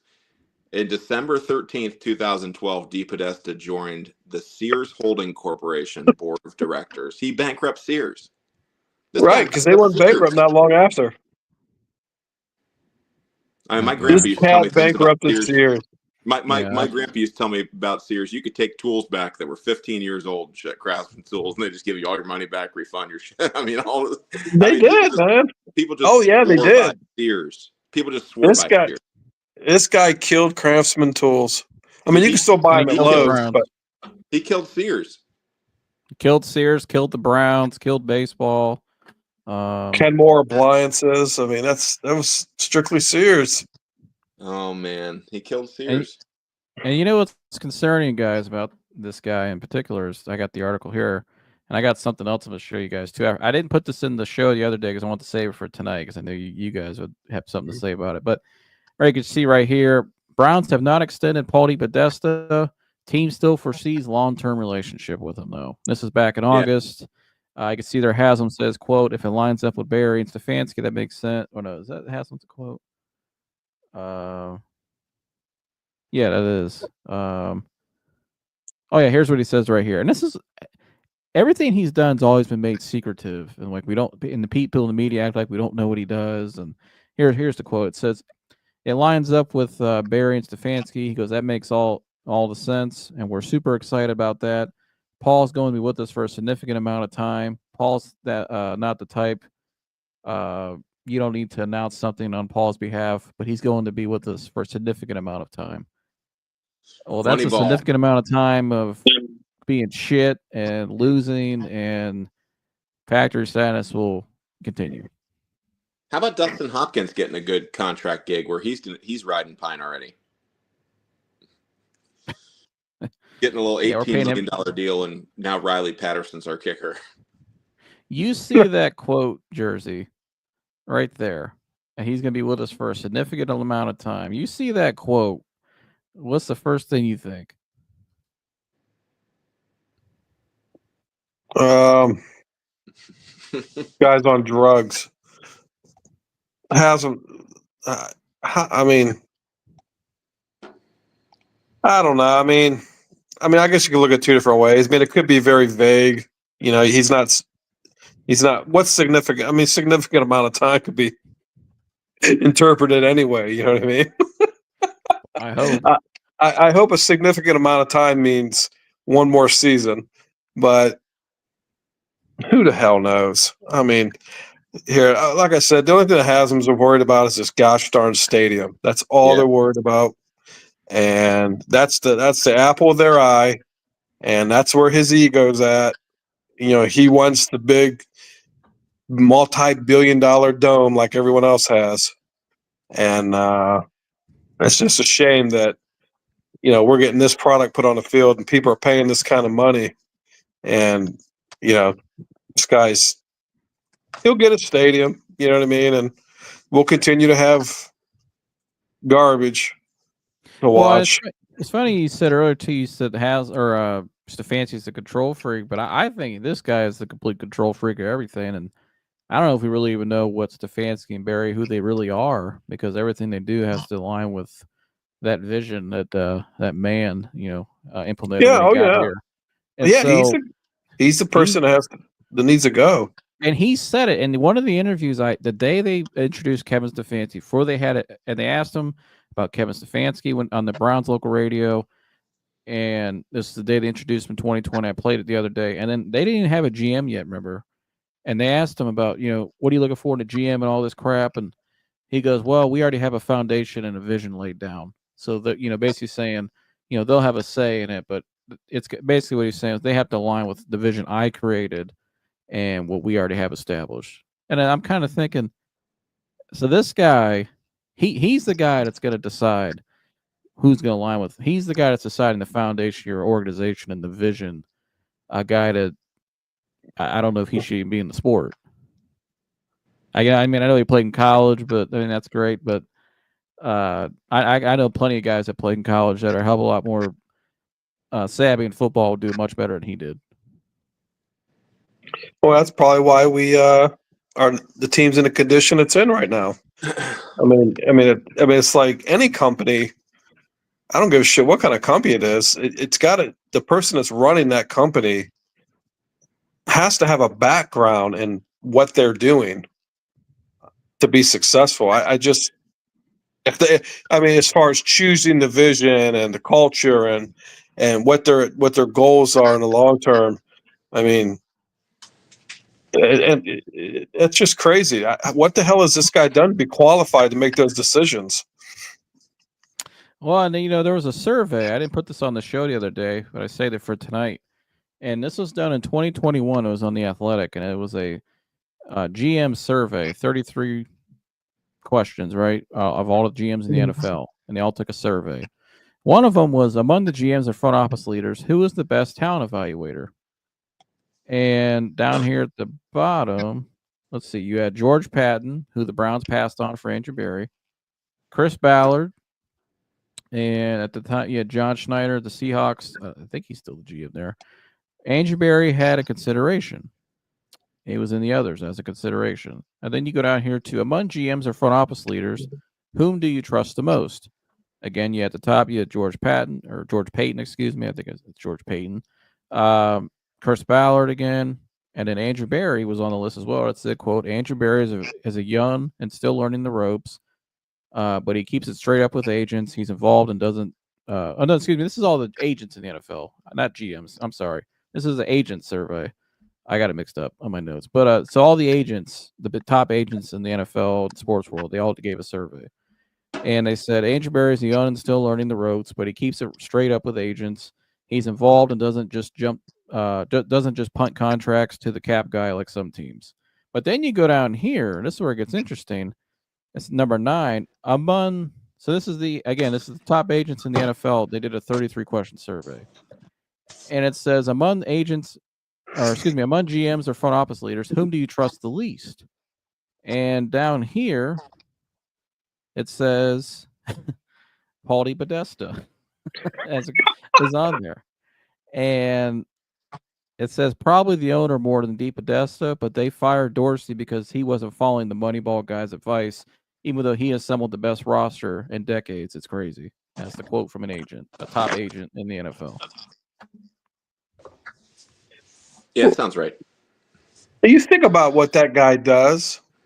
He does it to do what he does, the way he does, and what we know about this guy, even from the movie. There's no it is strictly 100% business to that guy. You know what I mean? And that's, it has to be. You can't do it the way he does with having some kind of relationship with players and, getting to know your players and, their personal lives and shit like that. So, and that's probably why that guy has that reputation. I mean, because every guy out there, every player out there is just, and everyone, and people say, well, yeah, that's just the NFL. Well, I guarantee you, there's some front office guys that have the admiration of their players. and that guy's not one of them because that's just not what he chooses to be. These guys are just straight up assets and numbers to him, and they know it, and that's probably why that those sports agents are saying that shit. And then here that makes it obviously difficult to get guys to come there. Yeah, it makes it difficult to get guys to come there, and not only that too. And Dan, I'm curious what you think of this. I'm wondering. Well, here I'm gonna add another layer to that real quick. You think John Lynch is like that? Hell no. Hell, absolutely no. That guy, you know what I mean? That's a player's GM. You know what I mean? Well, so and do you remember? You see what George Payton's doing with the Broncos? How they have a nice. They look pretty good right now for the future. They got a quarterback. He's built that roster out pretty nice. Got out of that Russell Wilson deal, and they've seen to recover pretty well. That's the guy we chose over Andrew Berry. And you remember what the reporter from Yahoo Sports said at the time? I played on the audio again the other day when he was on the local radio, 93 The Fan. What got Andrew Berry the job the most was he had the backing from Paul DePodesta, not George Patton. Yeah, but he wanted Berry the whole time. Yeah, that was his guy from day one, and it makes you wonder too. Like, damn curious, you think of this? Everybody knows what goes on inside the Browns, who really runs it, and you see what the agents say, and that quote there. Could we? I mean, did Stefanski did he win the Coach of the Year just out of like people just like, man, this guy, and in spite of all that crap, not that he's great, but he still somehow managed to get into the playoffs with all that BS you have to put up with as the coach, and so we'll just give him the award just out of respect. I think so. I mean, pity award. You know what I mean? Yeah, like a pity award. Yep, I think so. I mean, it's a travesty that he won the award twice, and I've taken it easy on Stefanski lately because for everything that's going on around him, and the more I learn about the organization, how it's structured, I really do give him a little bit of grace. He seems like a good person. He seems like he does have a certain percentage of the team that does want to line up and play for him. He does seem like he's shown some leadership qualities this year through one of the worst campaigns of anything going on. I think when I watch Hard Knocks and I see him get emotional and curse and act the way that I wouldn't be sure that he ever acted before this year, and seeing him in those spots, I do believe that he is a football coach and a head football coach in the NFL.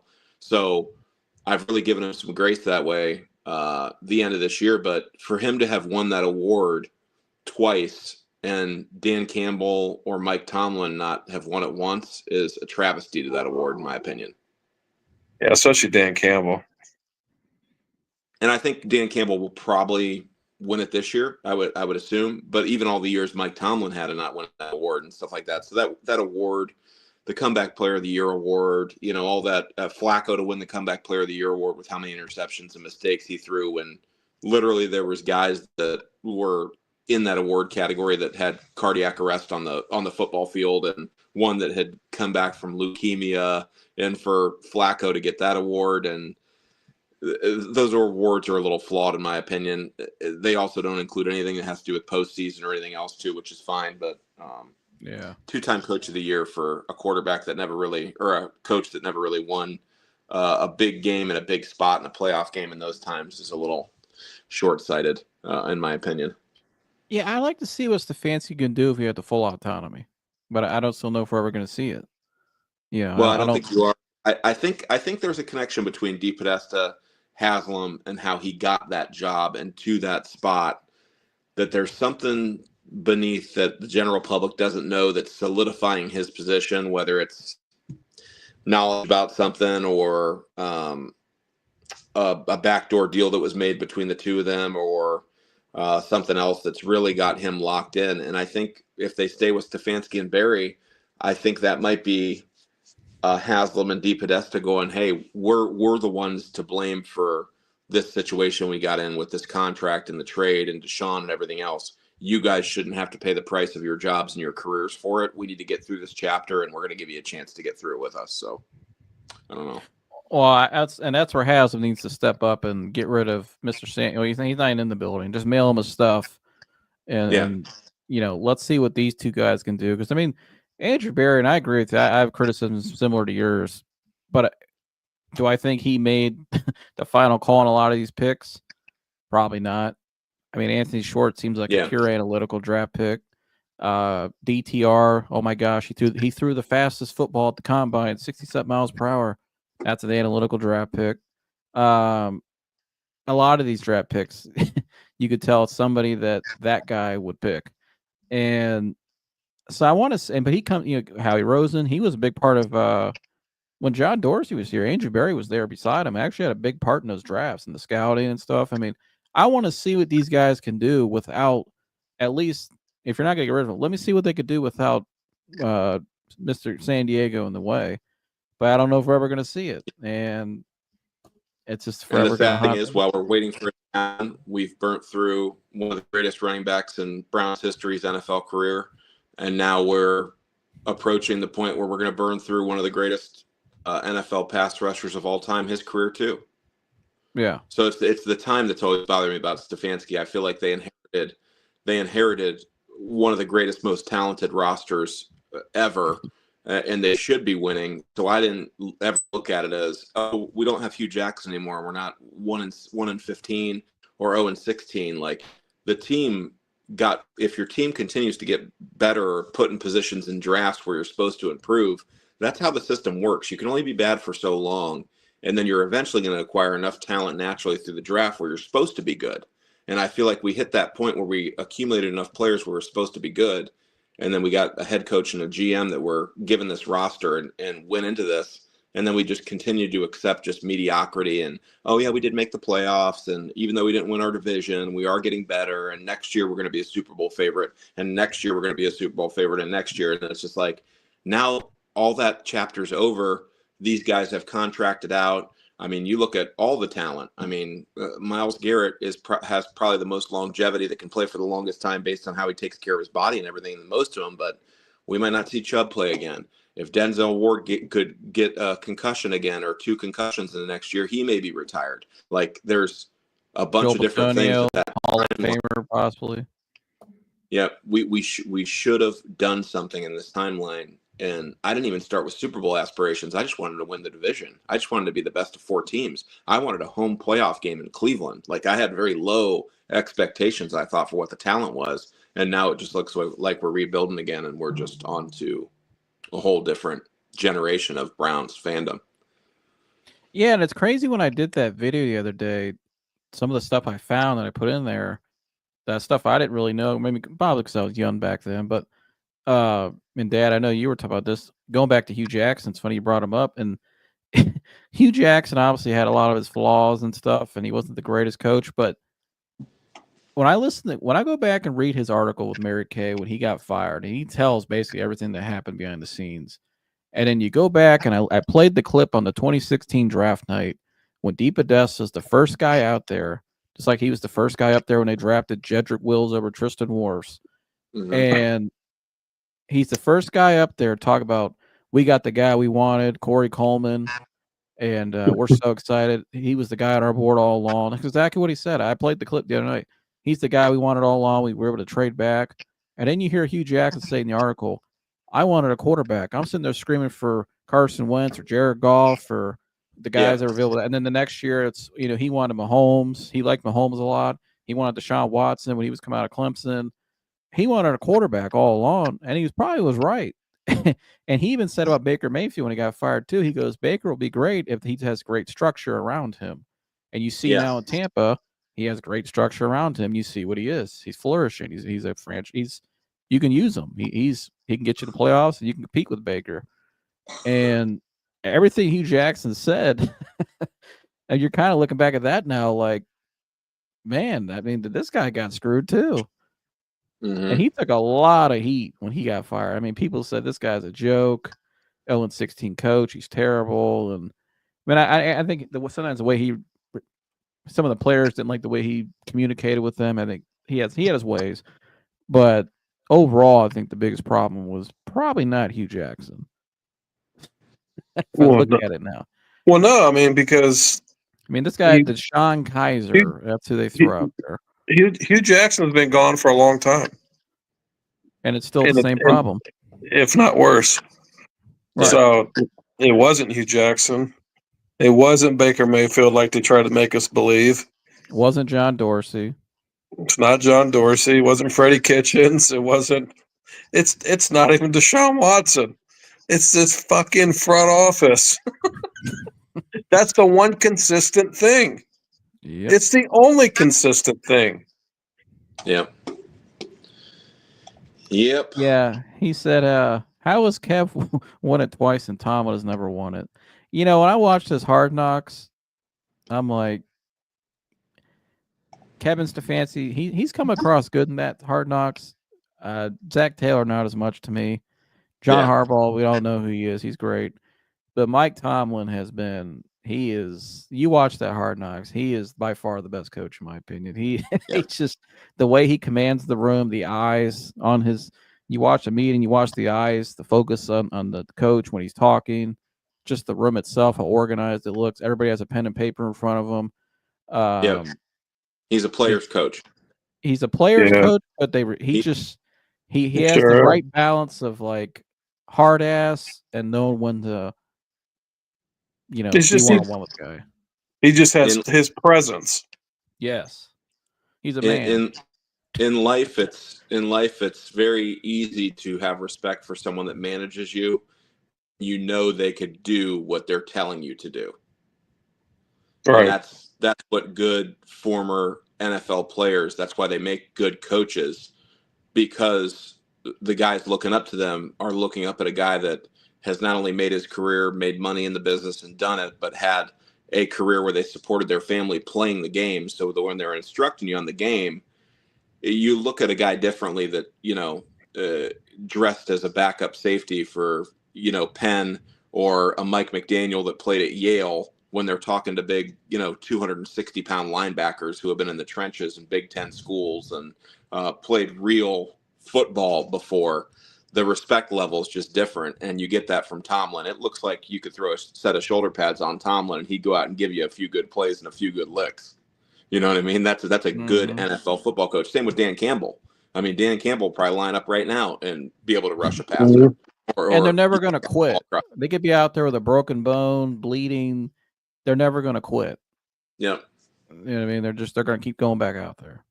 And they're intense. I mean, John Gruden, he made his whole career on the fact that he was just insanely passionate about football and just incredibly intense. Everything was urgency. Everything was that moment. He was super passionate about it and super intense. And these new coaches that are kind of the low key, new generational vibe of analytics and statistics and never getting too fired up. That's why they have jobs for 3 or 4 years at a time, and then they're on to the next one. And they make good coordinators, not coaches. Yeah.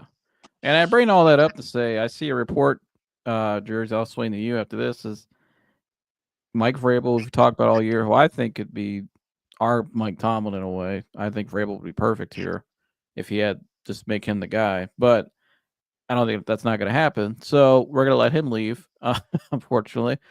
He's about to get hired by the Raiders, it looks like. Jeremy Fowler yesterday of ESPN that they're zeroing in on Mike Tomlin. They're going to get Shador. They're going to get Mike Tomlin. They're going to have their franchise quarterback and their coach for the future, and they're looking great.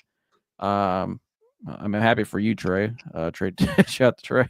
He'll be in a nice situation. But it's just like I feel like that we're going to look back again in 3 to 5 years, and we let that guy walk out the door.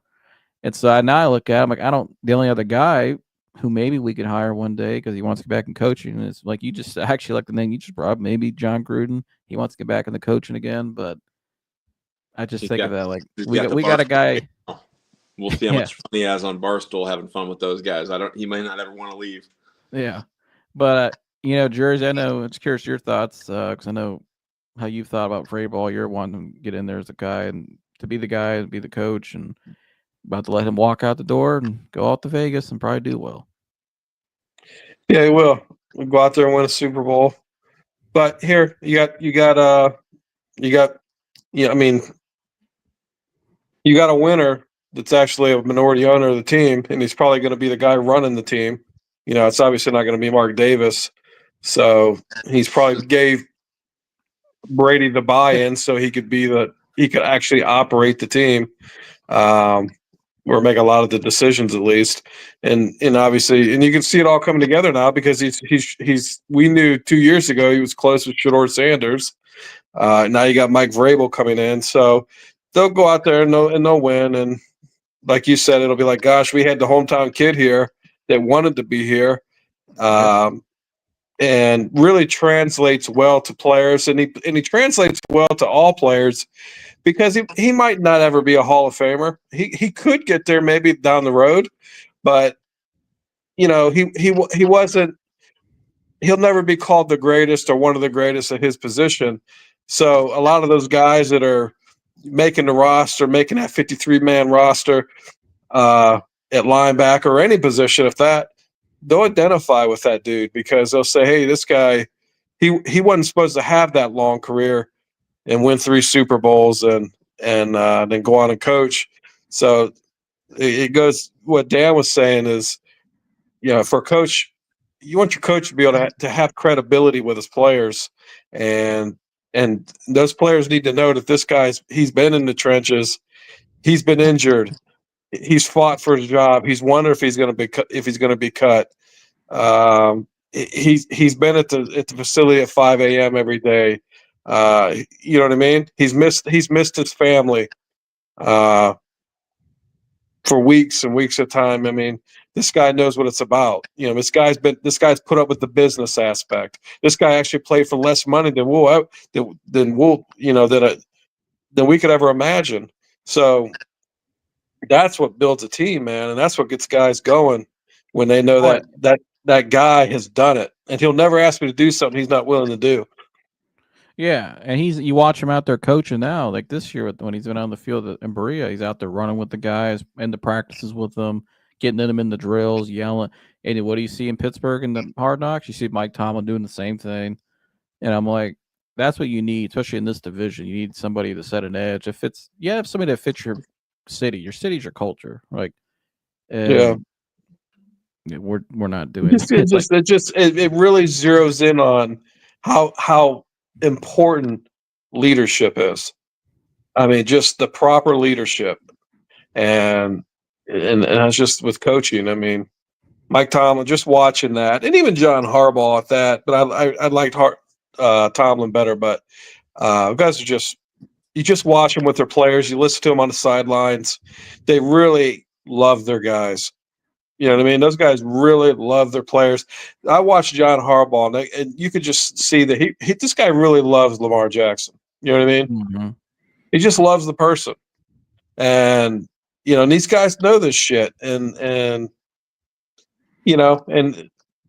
they got the credibility to go along with it. So it's just amazing. I mean, for us to sit and watch these guys on TV and be like, damn, man, it'd be great to just be on the sideline with these guys or be in a locker room with them or play.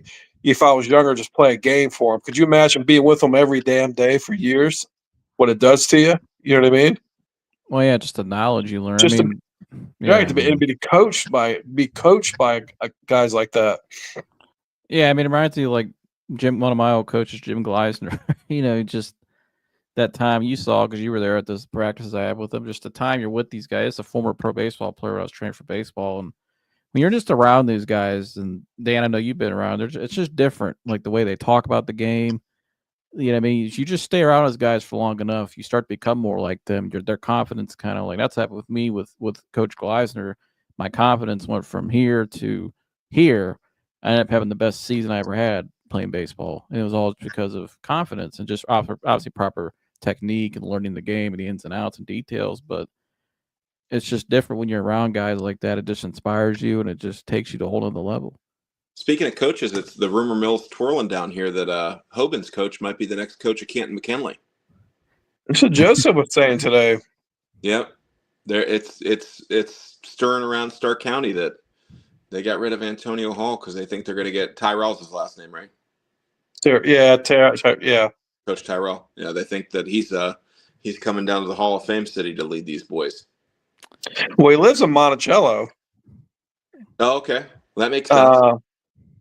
I can't see. I'm not going to say. I heard something today. I'm not going to say anything because it's not my place. But I've heard the rumor. But I've also heard my old coach could be there as well. So I'd keep an eye on that. Yeah. Oh, really? Yeah, that's all I'm gonna say. I can't McKinley, see. that's a big job, Kent McKinley. Yeah, but I can't see where does the funds come from through a public school to play. I mean, here we know the funny shit goes on. The boosters that big down here, dude. They got that. Oh, I know, but there's a lot of dancing around you got to do that. Yeah. But where you don't have to do that at Hoban, you know, and you just got prime students coming to you constantly. Well, here's what I'll say. You and I were at you were at a game. I was at the week before. There was a game 2 weeks ago, their last game of the season. Somebody who in the know told us a rumor about a possible player coming next season to Hoban. Yeah, I don't think he would be out doing the stuff he's doing for next season, if he wasn't coming back. That's just me, but I don't think he's going anywhere. But no, I don't know. I'm sure it's tempting because that's a hell of a brand, and he lives right there, and they can get players. You can get guys to go to McKinley. It's a hell of an attraction, but But here, when you're in that school, here he runs that school.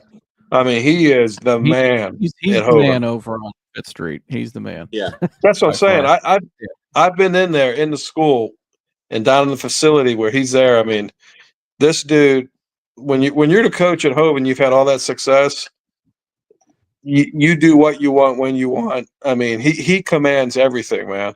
Other than probably what's that? Same at McKinley. Yeah, but and until you start losing, then it turns really quick. Oh, I know that. Then you feel like Denzel and Remember the Titans. I just don't know. I don't see why he would want to leave Hoban. I mean, you got state-of-the-art facilities. They're building another facility onto the school right now. I mean, you got everything. I mean, and these sophomores and freshmen they got in the roster, especially next season.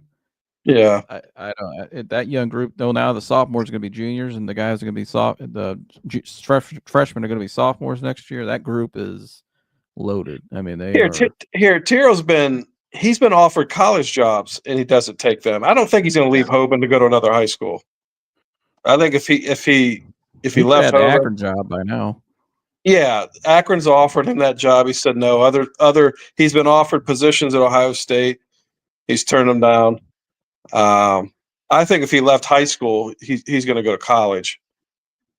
But yeah, I don't think he will. Something it's someone the person that told us that a couple weeks ago. That's something I heard today. I don't see that, but you never know. I mean, money talks. But that's gonna be interesting. Though. And then that coach just resigned. There's a lot of coaches that resigned, even just like some of the smaller schools like Woodridge. Even like just there's a lot of coaches that resigned around here. Guys are just leaving. So. Well, it's getting tough in those schools. It's getting tough to. I mean, it's tough. It's tough to be in a public school and compete. And I mean, there's only a few that can do it, like Avon. I mean, Avon's they're out recruiting everybody right now. Avon's. I mean, fuck. I mean, I thought last year I told just 100 times. Yeah, we lost to Massa last year, but Avon was the best team we played. Oh, by far. And I remember I came home and I told you, I said, Avon's probably going to win states next year. I mean, Avon was just, man, they have built a program up there, and then you got Menor on the other side of Cleveland. So, I mean, it's tough to compete with your Eds, your Hobans, and then you get to schools, your Maulers and the Sal's. It's just hard to compete. So, I can see why a lot of these guys get out of it. And here, if you're a coach out of Woodridge, you got a lot of kids who grew up around there, and you don't get these kids. They end up going to Walsh. Walsh is Stowe has the biggest, I think, the biggest body of students in Summit County. And yeah, well, but now again, Walsh has rebuilt a program. Well, I'm saying Walsh is going to take them. Hoban, or they'll go to Hoban. They'll go to Walsh. So they'll go to. It's. I'm sure it's frustrating. It's tough on these guys, but yeah. I don't know. I see if if he left there, I think he goes collegiate. But I mean, he just seems so relaxed. I mean, that guy just here. Well, my sister goes in his office almost every day and takes candy out of there and stuff. He's living the life at Hope. He is the man in there, that's for sure. And he's got 2 sons that are oh gosh, they look like they're probably getting ready to close in on middle school, that age. Yeah. So he's probably thinking about that, where the kids are going to go. So who knows? I mean, you got Cribbs' boy in there. He's going to get some time next year, and that kid's pretty good. I mean, they got some good young players. I don't think he's you start building a relationship with these guys. I don't think he's going to want to leave that class. But he said my grandson got a $10,000 discount to go play Ed's, to go to Ed's to play baseball. And then he said Stefanski should be doing Just for Men beer commercials. Me too. We got a coach in Stefanski that needs to dye his beard, and then we got a coach at Ohio State that needs to stop dyeing his beard. Yeah, I was gonna. We got the polar ends of the spectrum. Just let it get old. Who cares? It's gray hair. Who gives a shit? Right. My God. I was gonna ask you. Yeah. I was gonna ask you though, Dan, is that we're looking forward to on the Fix this week? Or some college football playoff action. Also got the big game down at the Shoe this week. Yeah, we're gonna talk about the college football playoff. We're gonna look back at kind of some of the stuff we talked about from the games, some hits and misses we had from the games. Talk about dig in a little more fantasy. We'll be in the second round of the playoffs. As you guys look like you advanced in our league to the second round of the playoffs too. Looks like you guys had a good week. I was upset I didn't make the playoff cut, and Anthony got in over me. Then I saw what you guys did this week and realized it would have just been a week-long extension anyway. Because I would have Lamar lost went off this week. Well, so. Like we got Lamar and Justin Jefferson. And Lamar went berserk today. Oh yeah, that's what I was going to say earlier when we were talking about quarterbacks and Baker and all the missteps in the draft.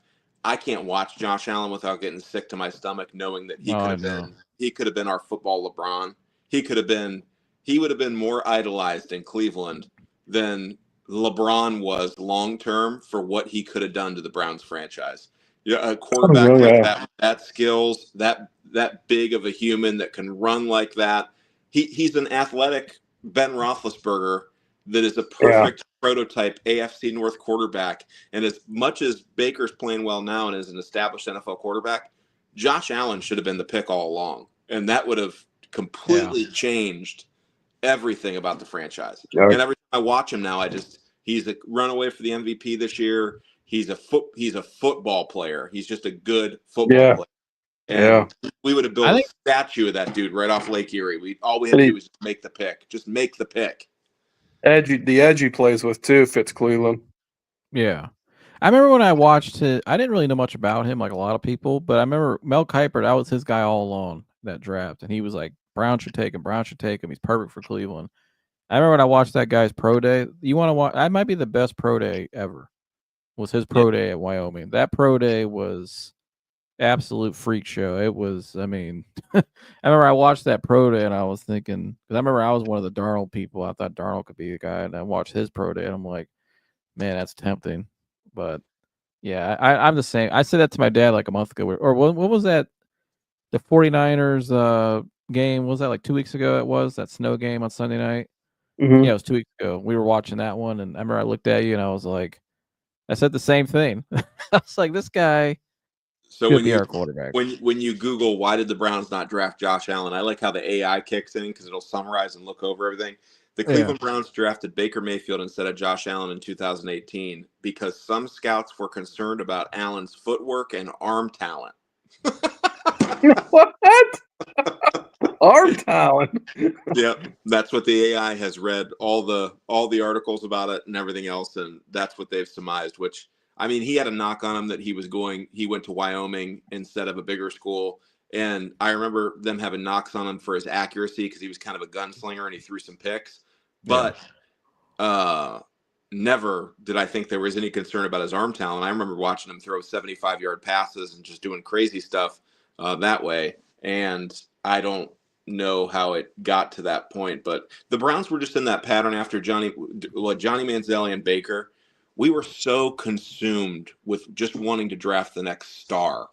We Yeah. wanted the celebrity. We wanted the star. We wanted like a beat. We were just coming off the LeBron phase of Cleveland sports and everything else, and we wanted that just guiding light star that would just put the spotlight on it and just make our franchise and bring so much to the city of Cleveland and everything else that we kind of look past the fact of football players. And that's exactly what drove it. It was the LeBron era coming home, the Yep. star, Kyrie star, Lindor star. Yep. They just went to the World Series. Yeah, Yeah. you're right. And that's exactly what it was. Baker was the, and I still think Baker could have worked out here if they screwed Baker over. Looking back, Yeah, they at it did. now, he would have worked out. He was all in here too, and his attitude did fit Cleveland too. but But yeah, I agree. Josh Allen, though, for the weather and the longevity was, and yeah, that's great arm talent. I'm like, I just said that may be the best pro day I ever watched was Josh Allen's. That ball was, he threw 80 yards down the field like it was nothing, like in Do you remember, line. Joe, you remember talking about that draft when it was coming up, and do you remember what quarterback Chris Greganis liked in that draft? Josh Rosen. We got an argument about it because I was Josh Rosen. I was all about Darnold, and he was all about Rosen. He was all in on Rosen. And Lonnie was the only one that said Baker Mayfield. Yep. Yep. I liked Allen and Darnold, and Chris just loved Josh Rosen. He did. Couldn't get enough of him. I'm sure I'm missing a bet somewhere from that. I wouldn't be surprised if Chris isn't watching this and tries to log in. I didn't like Josh Rosen at all. He was the last guy for it. Yeah, he was terrible. I remember when he got drafted, he's like, "We're going to win so many Super Bowls," and he got cut the next year.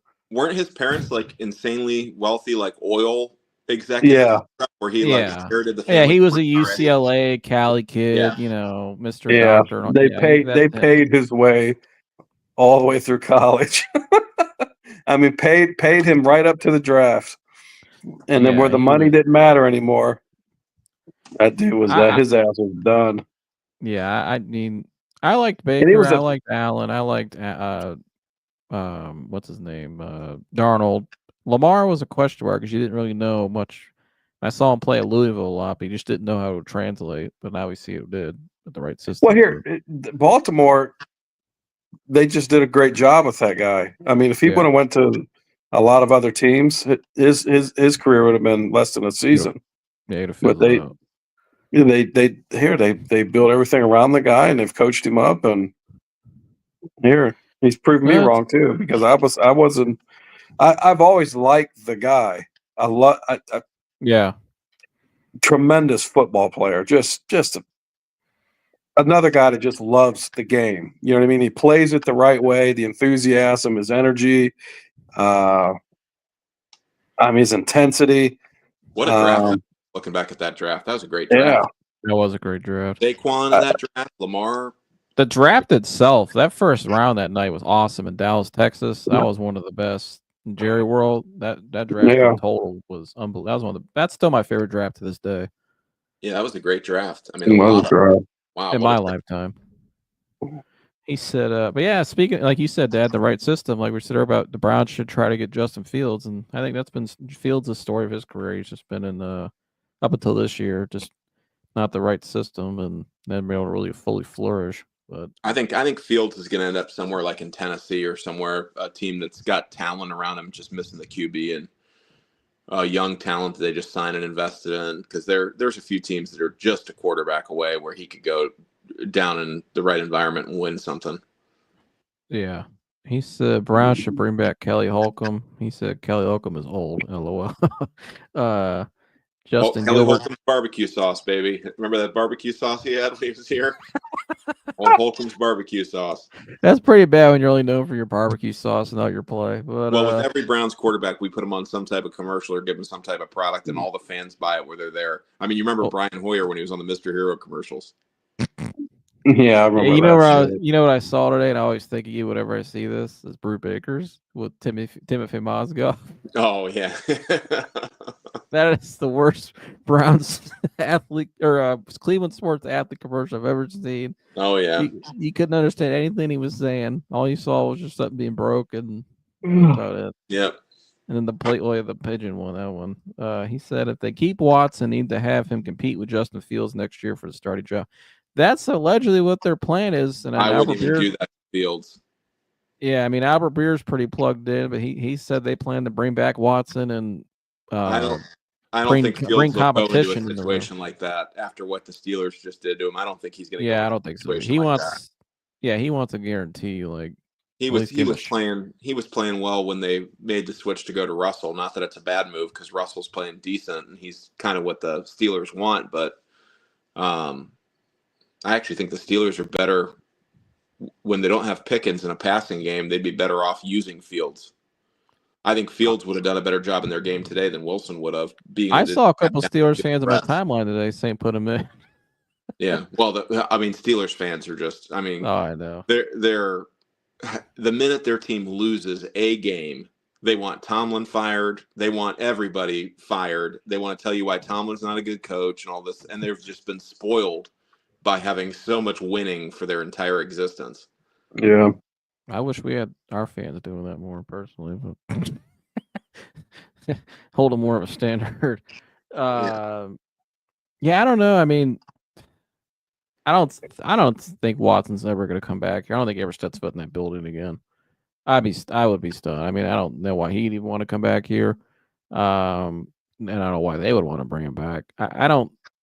I would try to get a run at Fields. I don't know. If you want to draft a quarterback in this draft, I would take, I think maybe in the second or third round, a guy who is not Josh Allen, but he has similar talent and he's from here. Big guy, and Drew Aller, who I think I watched Drew Aller at Medina. He was a hell of a player. He was an Elite 11 guy. I mean, he was top 11 in the whole country.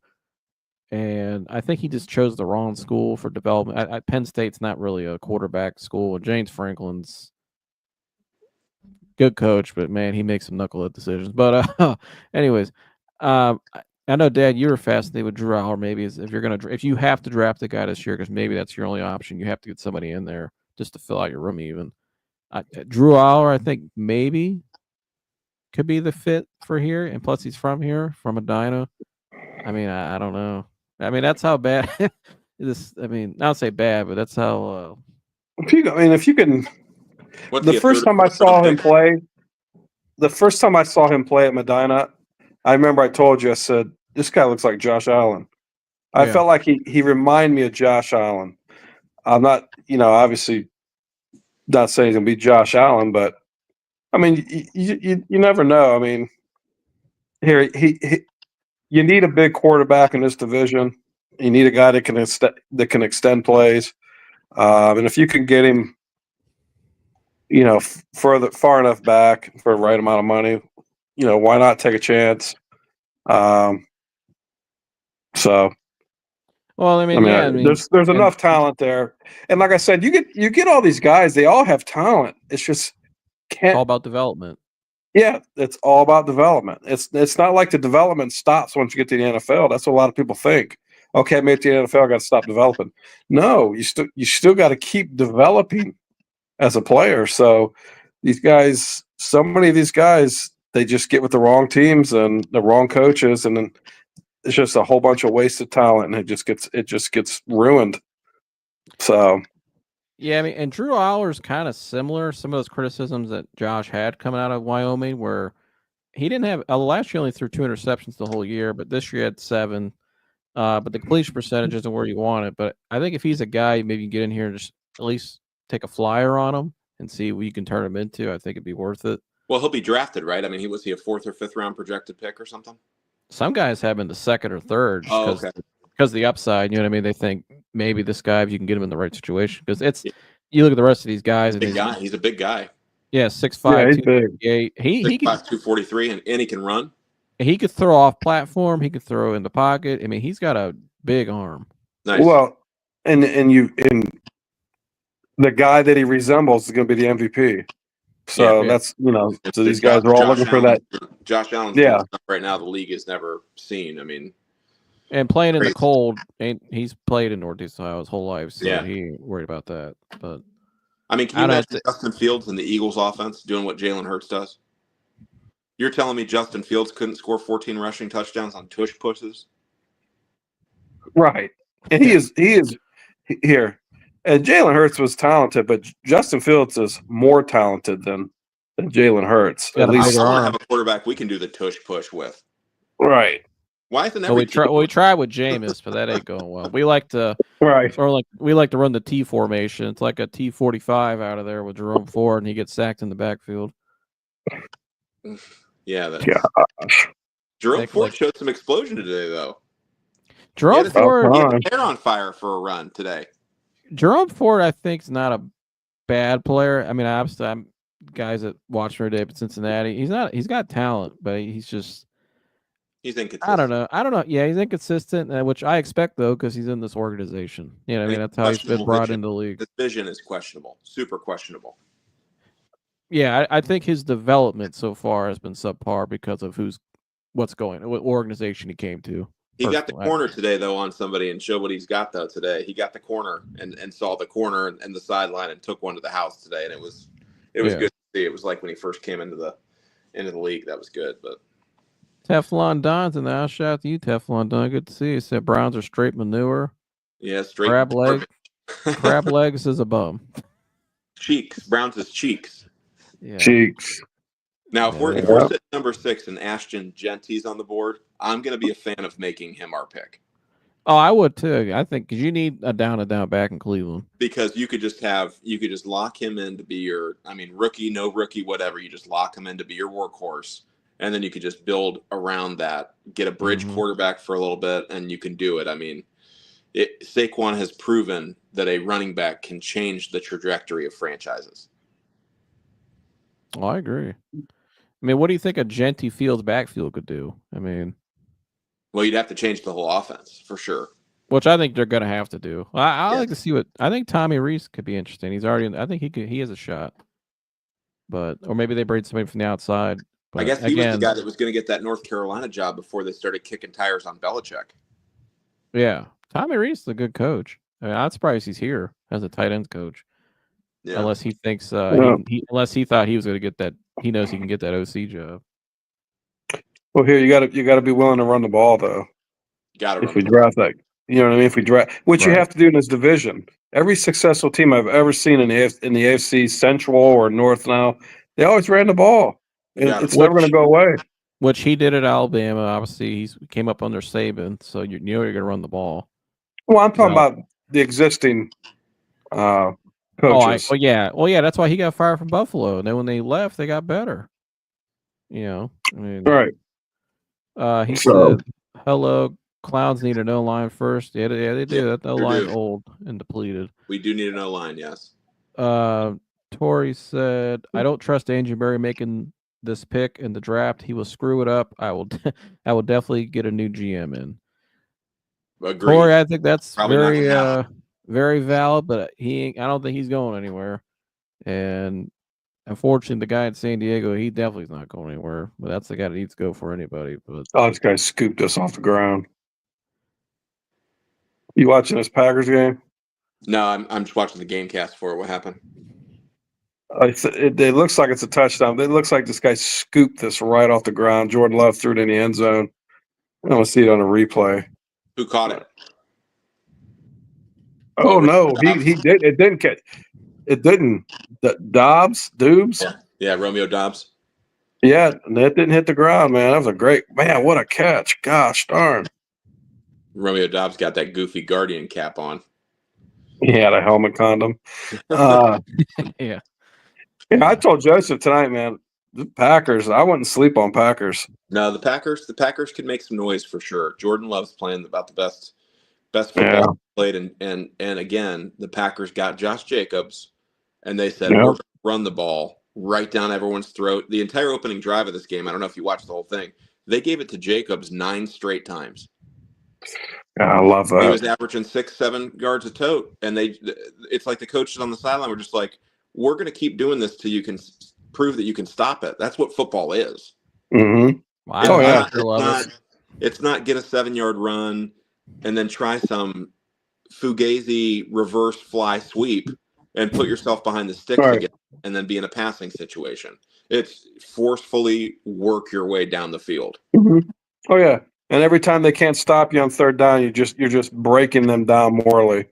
You know what I mean? And now look at the game. What's it 30-9? Yep. Yeah, I know. you just I break. sure love it. He's getting us some fantasy points. Man, Oh, what yeah. You guys already won that game, right? You guys are blowing them out, right? Yeah, I think we'll be playing. Gergs? No, we're playing Goodson. Oh, the good father. Yeah, the good father. he said Pack could run the ball. Yeah, I mean, who do you guys like? We'll finish up with this and we'll get out of here. We've been going strong for 2 hours. We kind of went deep on the Browns tonight, which we wanted to get into because that's a lot right now. But who do you guys like at the Super Bowl right now? I know we were talking about the car we got home earlier, Dan. What do you see right now? Do you think? Well, And two, what do you think the league might? I mean, is it all about the Chiefs three-peat? I mean, I don't. To be honest, I think the Chiefs are going to lose their first playoff game. I haven't been impressed by them all year. I watched them play today. I wasn't impressed by them. If Jameis doesn't make so many mistakes today, I mean, that's a winnable ball game for a team that did not have its starting tailback, starting Right. kicker, starting tight end, a lot of missing pieces everywhere, and that was a winnable game for us today. I think the first opponent that they face in the playoffs is going to knock them off. Obviously, they're probably going to get the first round bye unless they lose another regular season game. But what I would like to see as a Super Bowl is a rematch of today's game, that Bills-Lions game. That Bills-Lions game, I don't know how much of that you guys watched or saw of that game, but you want to talk about two teams that were battling each other back and forth.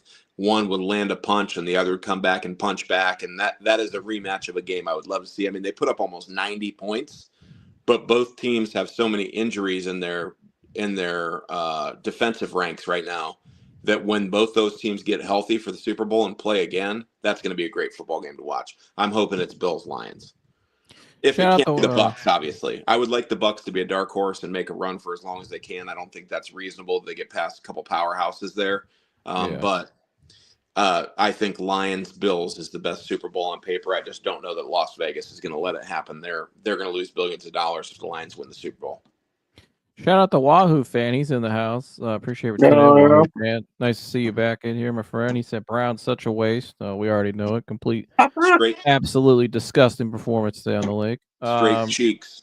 Yeah, straight cheeks. He said Chiefs versus Eagles. He said this is how the Chiefs looked last year. Well, yeah, they Yeah. did fool people last year, but I do think they're more vulnerable this year than last year. There was a stat after 12 games that if all the one possession games would have went the opposite way, the Chiefs would have been 2-10. Man.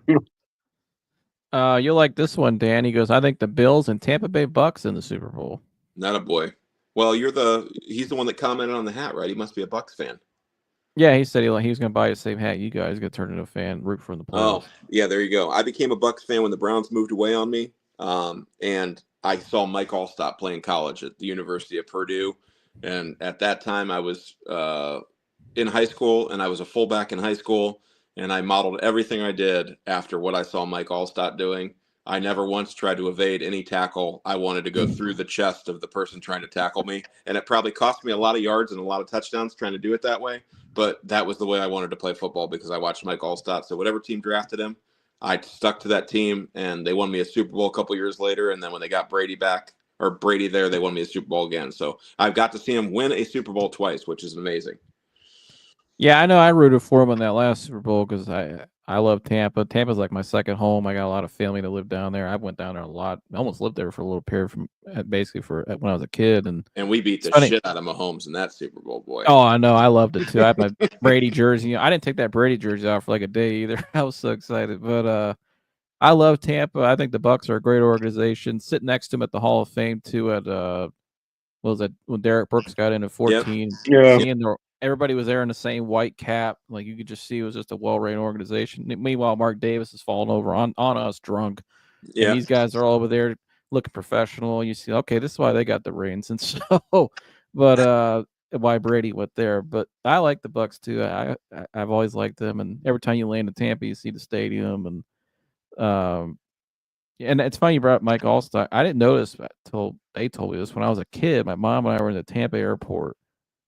And if I'm not, I don't remember, but I guess we were in line at like Wendy's or something, ready to get something to eat before we got on the plane, and he was in front of us in line or something. And my mom called my dad. She's like, I don't know who this guy is, but he's just a big guy. His name was She Mike. told me it was look like, and I said it was Mike Allstott. Yeah. I think So, somebody was with him had his jersey on too, like a kid or something. yeah. Absolute No. tank of a human. So I don't remember seeing Mike Allstott, but I was in his presence, so I'm honored by that. But Gruden was golfing on Barstool video this week with the guys, and they were telling stories. And the guy he's golfing with in the cart says, "I was a big Mike Allstott fan. You know, I followed Mike Allstott. I played fullback in high school and all this stuff." And he goes, "Let me tell you about Mike Allstott. He's the toughest SOB I've ever coached my whole life." He goes, "Well, there's one other, Joe Giravicious." He goes, Yeah. "They both got hurt in the same game on the same play, and they both had neck injuries." He goes, "I show up to practice the next day, and the sun's coming up, and I look out in the field, and both Giravicious and Allstott are out there running around with their coaches with their neck braces on." They're both out for the year with neck injuries, and they beat the whole team there, and they were out there working out in the field with their positions coaches. That's a name I forgot. Joe Giravicious. I had Damn. I remember Jaravicious. I went to a Tampa Cleveland game, and I had a Giravicious jersey. I had the Browns version of the jersey and the Tampa version of the jersey. I cut it up the middle and sewed it, so I had half Joey J for Yeah. Tampa, half Joey J for the Browns. He still lives locally to here. He was in the news a couple years ago because he had a big home invasion that he like thwarted a couple home invaders in his house. Damn. Yep, Giravicious. I remember him. Shout out to the Bucks though. Fire the cannons. Fire them cannons. Fire the can. Go to Frenchie's. Get your grouper sandwich. You'll be Yep, Frenchie's disappointed. grouper sandwich and Palm Pavilion for an adult milkshake. Oh yeah, yeah. The Palm is great. Great fish Yep. tacos too. And Wayne's, their food's phenomenal. But Yeah. he said Warren Sapp was a beast on defense. I like Warren Sapp. What he's doing now as coach. I think he's doing a great job. Warren Sapp, big germaphobe. He only fist bumps, doesn't shake hands. Met him a couple times. Yeah. Oh, I've seen it. He was the guy. I'm standing there, and I knew who he was when I went to the Hall of Fame thing, and he's standing right in front of me, and he's just dead out of me with his sunglasses on, and just looking me right in the face and just pounding a bag of Cheetos. Yep. I mean, just absolutely just demolishing, and they just staring right at me, just chewing real aggressively, and yeah, Warren's great. He was on before he did the coaching. He was on Whitlock for every week, and that was great segments stuff he was doing there. Until the fan walked up and said, "Hey Warren, what's your beacon score?" Yep. Yeah, I forgot about that. Anyways, shout out Warren. I like Warren. People are screwed up, man. Yeah. Warren Sapp is now a coach for Carr. Yeah, he's doing great over there. He's got some D linemen just transferred over from Alabama too. He's doing a nice job. Well, they would have been better, so he walked up and handed him a credit out in privacy. Okay. Oh shit! He said Lions lost at least 2 defenders after they gained an injury. Yeah, Gerg's our Lions fan. He is not happy. Yep, they got some injuries for sure. But the good news is they can score with everybody in the league. Yeah. He said, nice seeing you guys again. Nice seeing you. He said, who do you guys like between Ohio State and Tennessee? Well, none of us are going to say Tennessee. I am. No. I am, dude. I'm here. I have. Ryan Day has shown me time and time again that he can't win the game. He can't win a big game. He cannot win a game that matters. So he never has. And why should I think he's going to start on this time? He should. But what's the line on that game? I don't know. I could tell you. Hang on. You could probably pull it faster than I could. Yeah, I mean, 7.5. 7.5. It was 7. Ohio State minus 7.5. Yep. The Buckeyes should handle the Volunteers in this. You know, the world wants to see Ohio State, Oregon again. Well, yeah, but I mean, Ohio State should have won a lot of their games over the years, and he can't get it done. Oh, he said, the over/under. He said, "I'd love to see Baker at the Super Bowl. Yeah, that'd be cool." My money's on Tennessee. I agree, Jersey. You're spot on. He said, "Yeah, 7.5." I got a bet with Chad Owen. You remember Chad Owen, Joe? Yeah. So when Baker was just killing us on the Browns and making mistakes and playing hurt and shit at a fantasy draft a couple years back, my buddy Chad drafts Baker Mayfield, and I start going in on him. He goes, Baker, he's going to win more. He's going to win more He's going to win a couple Super Bowls in Cleveland. I said, oh yeah. I said, is he going to win more Super Bowls than Eli Manning? He goes, absolutely. I said, how much you want to bet on that?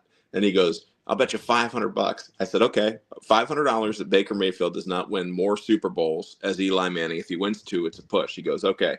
I said, my 500. He goes, what do you want me to? What's my side of the bet? I said, a shed. He's selling sheds. Is he? Yeah. Is he selling with Leo down in Hartville? No. He works for like the mob and shit. So they have like a shed he's selling for that place over at Harmont, right? Yep. Okay. Yeah, it's like a one man shop where selling these sheds. So he owes me a shed if Baker Mayfield does not win 2 Super Bowls. So I'm gonna have a shed, and I'm gonna put Baker memorabilia all over this thing. Baker Tampa stuff all over the inside of this thing. Just every time he's at my house, just take him out back to his shed. Yeah. The Baker shed. And sheds are expensive now. They are. Yep. Get myself a nice little shed. I don't think it's going to be a blowout. I'm going to take Ohio State because I think Ryan Day has to win this game, especially at home. I'm going to say they'll win, but I think it's going to be close. And the thing about Ohio State is they don't generate a lot of sacks. A lot of it's due to that scheme. But that quarterback for Tennessee, man, he is the real deal. He's one of the better prospects I think I've seen in a while. 6'6". Like I said, he can maneuver in the pocket. He could run. And a quarterback who can use his legs can sometimes hurt that scheme. Because sometimes Jim Knowles will get a little too over aggressive, and I think this quarterback's, and he can go out and lay an egg, who knows? But I like this quarterback a lot. I like to see him in the brown and orange one day. I think he's that good. And I like the over 47.5 to the line. Over. I think it could be. I could see it going into overtime. Maybe I could see it being a shootout. I don't know. I don't know how this team's going to respond too. I mean, I know a lot of my rant I went on after the Michigan game was kind of emotional, but I was just going off period. But I don't know how this team's going to respond and how are they actually going to commit to running the ball. Are they going to keep running the stupid zone scheme to the short side of the field, like running into a brick wall? You know, I just don't have a lot of trust in this coaching, the offensive coaches right now. And I don't know how these players are going to. And, you know, they had that meeting that Buckeye Scoop reported that the week after. And the players were going at it with the coach day in the meeting, and I know Caleb Downs and some other guy, Mitchell Melton, who was leading, who's kind of like a older guy, doesn't play a lot, but they were going at it, and a lot of sentiment was that Ryan Day just kind of, didn't apologize for that game plan. Really, just kind of like, it is what it is. We lost, and oh well, like we just got to execute better. He lost in the game. They have a chance to ruin a lot of Christmas gifts this year if they lose. Can you imagine people open up Ohio State Buckeye stuff on Christmas? Take it back. Oh, God. Yeah, I didn't think of that. Take it back. Get your Cavs gear. Back. If you get Browns usually gear, they're playing after Christmas, aren't they? In the bowl games. Yeah. The first So this is a pre-Christmas. Yeah. If you get season to end. If you get Ohio State or Buckeye, or if they lose and you get Ohio State gear, or if you get any Browns gear, take it back and exchange it for some Cavs gear. They're the only franchise in the city and in the area that will spend money, and it's probably the closest one to winning a championship. So, and they run it the right way. Part of me thinks so. If they do win this game, they win. They win the whole thing. I feel like they have to win this. If they win this game, let's say they win this game by 10 points, I just think it's going to be hard for Oregon to beat them again. Because they beat them by 1 at home. Should have won that game. Oregon's going in, no losses. I'm not really afraid of Texas. No. Against Ohio, I'm just not for some reason, and I'm not really afraid of Georgia against Ohio State. I think Ohio State has to beat Ohio State. I mean, they're more talented than anybody, and they have more weapons than anybody. You got that backfield, all those receivers. My gosh, I mean, it's Ohio State's going to beat Ohio State. So I just think if somehow they got it figured out, and let's say they come out and they win Saturday night, Horseshoe, 8:00 at night, first playoff game, and all of a sudden they start building some momentum. I just feel I think if they beat Tennessee, I think they're this is wrong. the key. They just got to win this game. They win this game, I think they win the championship. I think that's a good point. I mean, I think this is. Remember the Georgia game 2 years ago? This is what this is, and he almost pulled. Yeah. That was his best coaching performance, but they weren't able to finish it. Yeah. He said Will Howard in a big game. Yeah, and it is a question mark. How's they going to score in a running game? It all depends on the scheme. I mean, they got the personnel to have a good running game, but I don't. Yeah, can they get that offensive line to work? I mean, it's beat up a little bit, but here's You got guys. shit happens, man. Nobody thought in 14 that team was going to win, and then all of a sudden, at the end of the season, they JT Barrett gets hurt. They beat Michigan, then they just pound the living piss out of Wisconsin in the championship game, and then go on and win it and beat Alabama, and so they have all that talent. Again, it's just Ohio State controls their own destiny, I believe, because they have the most talent. He said Ryan Day gets SEC in a big game. Take the other team. Offensive line is mushed. They said, they said that against Michigan. Well, yeah, and he said that was Urban, much better coach. It's about 14. I agree, but I don't know. I mean, I just don't feel like there's anybody else in that playoff that's overly There's no dominant team this year. There's not. Last year was Michigan. Years before that, it was the Georgia dynasty team. They had a little dynasty thing there, whatever you want to call it, back-to-back team. I don't see that dominant team this year. Well, no, we were supposed to be that team. Your number one team beat us by 1 at home. In the game we should have won. We just mismanaged the clock. Yeah. Georgia has a backup quarterback. And in Texas, it's just, I don't know. I just don't believe in Sarkisian. And I don't know. I mean, they could catch fire. I think if I'm Texas, I just put Arch Manning out there and try to see if this guy can catch fire and lead them all the way through. But again, I just think Ohio State if they can win this game, if they can respond, I think they just control their own destiny. Yeah, he said this is true. No dominant team. There really isn't. It's wide open this year, so it's make a lot of pairs. Yeah. One thing I hope in this, I hope Drew Aller has a good playoff, so maybe it makes me feel better about drafting him. There you go. But well, gentlemen, it's been a hell of a 200th episode. I think we had a lot of fun tonight and a lot of deep examination of the Browns and some Ohio State talk here at the end. Yeah, anything else you guys want to add? I mean, no, Dan, you talk about the fix later on this week. Will you guys be talking about some of that? Yep, all of it. Yeah.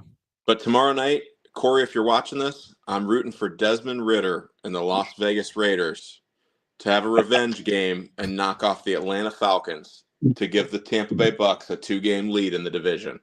It's the Desmond Ridder revenge game. If he wins this game and the Falcons lose this game in Las Vegas to the Raiders, there will be a Michael Penix Jr. sighting next week, I have a feeling. I'll be Ridder. Kirk Cousins cannot throw another 2-3 picks this game with no tutties and them not turn to the man they drafted very early in the draft this year. Are you challenging that hard ass? I mean, look at that guy. Yeah. I mean, he means business. He is not messing around. I saw that video had like 500,000 views or something crazy. Did it have like 50,000 views or something on that video? Which one? Of him going crazy. I look back at your thing on his video of him going crazy when they drafted Penix has like the Penix one views. Yeah. Oh, the Penix one on TikTok has just an insane amount of views. Well, on YouTube it has almost 15,000 though. Oh, 15,000. Okay. Oh, then on TikTok it has 116,000. Yeah. And it's still going. I get comments about that. I get notifications about that all the time. People are like going nuts about that. Yeah. Desmond Ridder. Another high.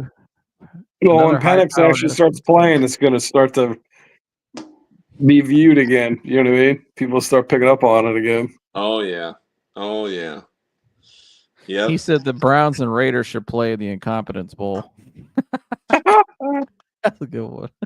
Yeah. Unfortunately, the Raiders are going to find a way to turn their stuff around. They'll give Vrabel and the franchise quarterback. Yeah. Getting And we Tom get- Brady there is going to be just a magnet for every talented person to want to be drafted there and be in the city of Las Vegas and play indoors, and everything about a young 20-something-year-old's life just says, let me go play in Las Vegas already. No, about to get their coach and quarterback. Probably Yeah. take Myles Garrett with him. Well, whatever Myles Garrett does, I do hope that he wins something his NFL career. Right. It's just a shame to see a guy like Chubb go through what he's been through and just bleed for a city and not have any chance to hold a trophy in the air. You know what I mean? It's just sad. Yeah. Very sad, And man. Very sad. Vrabel's built some relationships in this last year. Well, he's going to have to make a decision because in Cleveland, he'll get the most money, especially when some of the people involved are part of his agency. But And being a Hall of Fame caliber Brown is a rarity that all of our lives we've never been able to say we had multiple Hall of Fame caliber players on a team. Even during the 80s and 90s, they worked good as a unit, but individually they didn't stand out as Hall of Fame talents. They were just a great team. We have guys like that. We have gone through this chapter with the most talented organization and group of players there to end up winning nothing and just resetting it's a sad state of affairs. I know we talk about it all the time. It's sad to kind of keep going over in our head, but as much as I'd love Myles Garrett to retire a Brown, I'd also love to see him win a Super Bowl and hold a trophy in the air because the dude deserves it and he's a worldly talent and everything else. And I don't know. It's sad to see. I wouldn't hold against him. He left, especially I know if I got that idiot in San Diego running everything, I'd leave too. Imagine him opposite of Max Crosby. My gosh. Good luck. Maybe the two best in the league. What's he? Yeah. Max Crosby has the highest motor of any player I've seen in the league. So, he's insane. He don't take a playoff at all. But, and then smokes a blunt after the game. Yeah. The reporter in his face. Yeah. But we'll probably draft Travis Hunter. Well, no, they're going to take Sanders. That's right. I'll take Travis Hunter. Travis Hunter's going to go to the Patriots. You watch. I'd say Jacksonville. He's from that area. They're going to try to put Travis Hunter and Gonzalez on opposite corners. And they feel like they got their quarterback in Drake May. They're going to run Travis Hunter like specialty plays and gadget plays and stuff like that on offense. And I could see him going to New England for sure. For sure. I can see that. Well, you guys got anything else you want to add before we get out of here? No, happy 200th episode. Proud of you, bud. I'm proud of you. And great job, bud. I appreciate you giving me the opportunity to come on here with you and talk sports and do some of the other stuff. It's good times, and I'm glad you're growing your channel and your media streaming content. And obviously, anything I can help with, I will always help with. Well, thank you for everything you've done, and not only on the show, but off the show as well, being a great friend and part of our family, obviously. And can't wait to see where the fix goes. And we got some other shows possibly down the road, too, we're working on. So it's going to be a lot of fun. So. I knew you when you couldn't even spell internet. I know. Yeah, I was the kid that used to come to sit behind the desk and just listen to Dan and just laugh. I used to have a great time back there. Gosh. Yep. Yeah. Some good times. Yeah. Maybe one day we'll all three be working together again. You never know. Yep. You never know. If it's crazy life. If it's a desire that we all share, it'll happen. Yeah, for sure. But all right, Dan. We're working together right now. Yeah, I know. Well, here, even in a greater capacity, I should say. But whether it's here, it could be. You never know. This damn channel could explode. His buddy Mike that produces Kai Cenat's. He told him 2 years ago this show's going to explode one day. So it'll be funny as hell. He'll be the one to get us out of the car business. We may have a few special guests on the fix this week too. I think I got some people ready to come on camera that don't normally come on the show. What? I got might have a few Royal Rumble run-ins. I got a special guest coming on soon. We couldn't get him on this weekend, but he's the latest Northwestern commit. He's gonna be coming on here. Oh, nice. So nice. You guys will see. I know Dan, we'll have you up here because you know him. So if you want, well, that'll be a lot of fun. Stay tuned for that. That's a hell of a story too. Wait to hear that kid's story. Yeah. So, for sure. But all right, Dan. We'll All right. see you on the fix. Yeah, dude. I'll talk to you this week. Yep, you guys have a good week. I'll see you You All too. right. later. Bye. Well, Jersey, any last comments? You want to tell me like, subscribe, and share? 200 episodes of just great, just great content. Just like I said, I know all the work behind it, all the passion, all the thought. You know, it's Take care, just a Wahoo growing. fan. Sorry. Yeah, thank you very much. And it's just great content. Get on board now because it's gonna be it's one of these days it's gonna be huge. And like I said, we're just thankful to everybody that watches and everyone that does share it and people that put in likes and you know, it's like I said, it's nothing.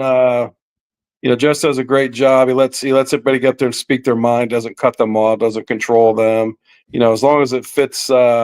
You know, the narrative that he wants with his show, everyone's welcome, and you know, and it's entertaining. You know, tonight we were a little more serious. It wasn't a lot of laughing like we normally do. Sometimes it get crazy, but you know, that's our goal. Most people get up here and have a great time, or people to watch, they have a great time and they enjoy it. And hell, we've had people say it's the best show on YouTube. Yeah. So I just think it's the chemistry between everybody on here. But you know, Joseph makes it all go. He ties everybody together, and so like, subscribe, share. He said, "Where are you guys watching the OSU game?" Probably at the crib. I think I might have something planned with the three of them, me, him, and I think yeah, we're gonna have Antonace in the house too. Maybe we'll have our first in-person live reaction to the game. Where are you watching it at, Wahoo fan? Yeah. He said it is a good show. Surprised audience isn't bigger. Yeah, I mean we're gonna keep going though, regardless. It's all about hitting the algorithm. So Just keep sharing it, though, man. That's what we need. We need people like you sharing it, and it'll take off one day. yeah, and a lot of it too is just if you know my personal journey. We didn't really get like going on this show till the last year or so. You know, sometimes in the first couple years when I was doing this, there was times where I was kind of on and off, and I had to take a month off at a time just because I had stuff going on. But now we're all in on it, so it should be just keep going. We'll be just fine. But I forgot to early about the War Moon. I went and grabbed that, and then you want to Yeah. tell the story behind this one? Yeah, it was my dad's favorite player. My dad loved Earl Campbell, and my older brother and I, when we were kids, gosh, I think I was probably 4. He was 7.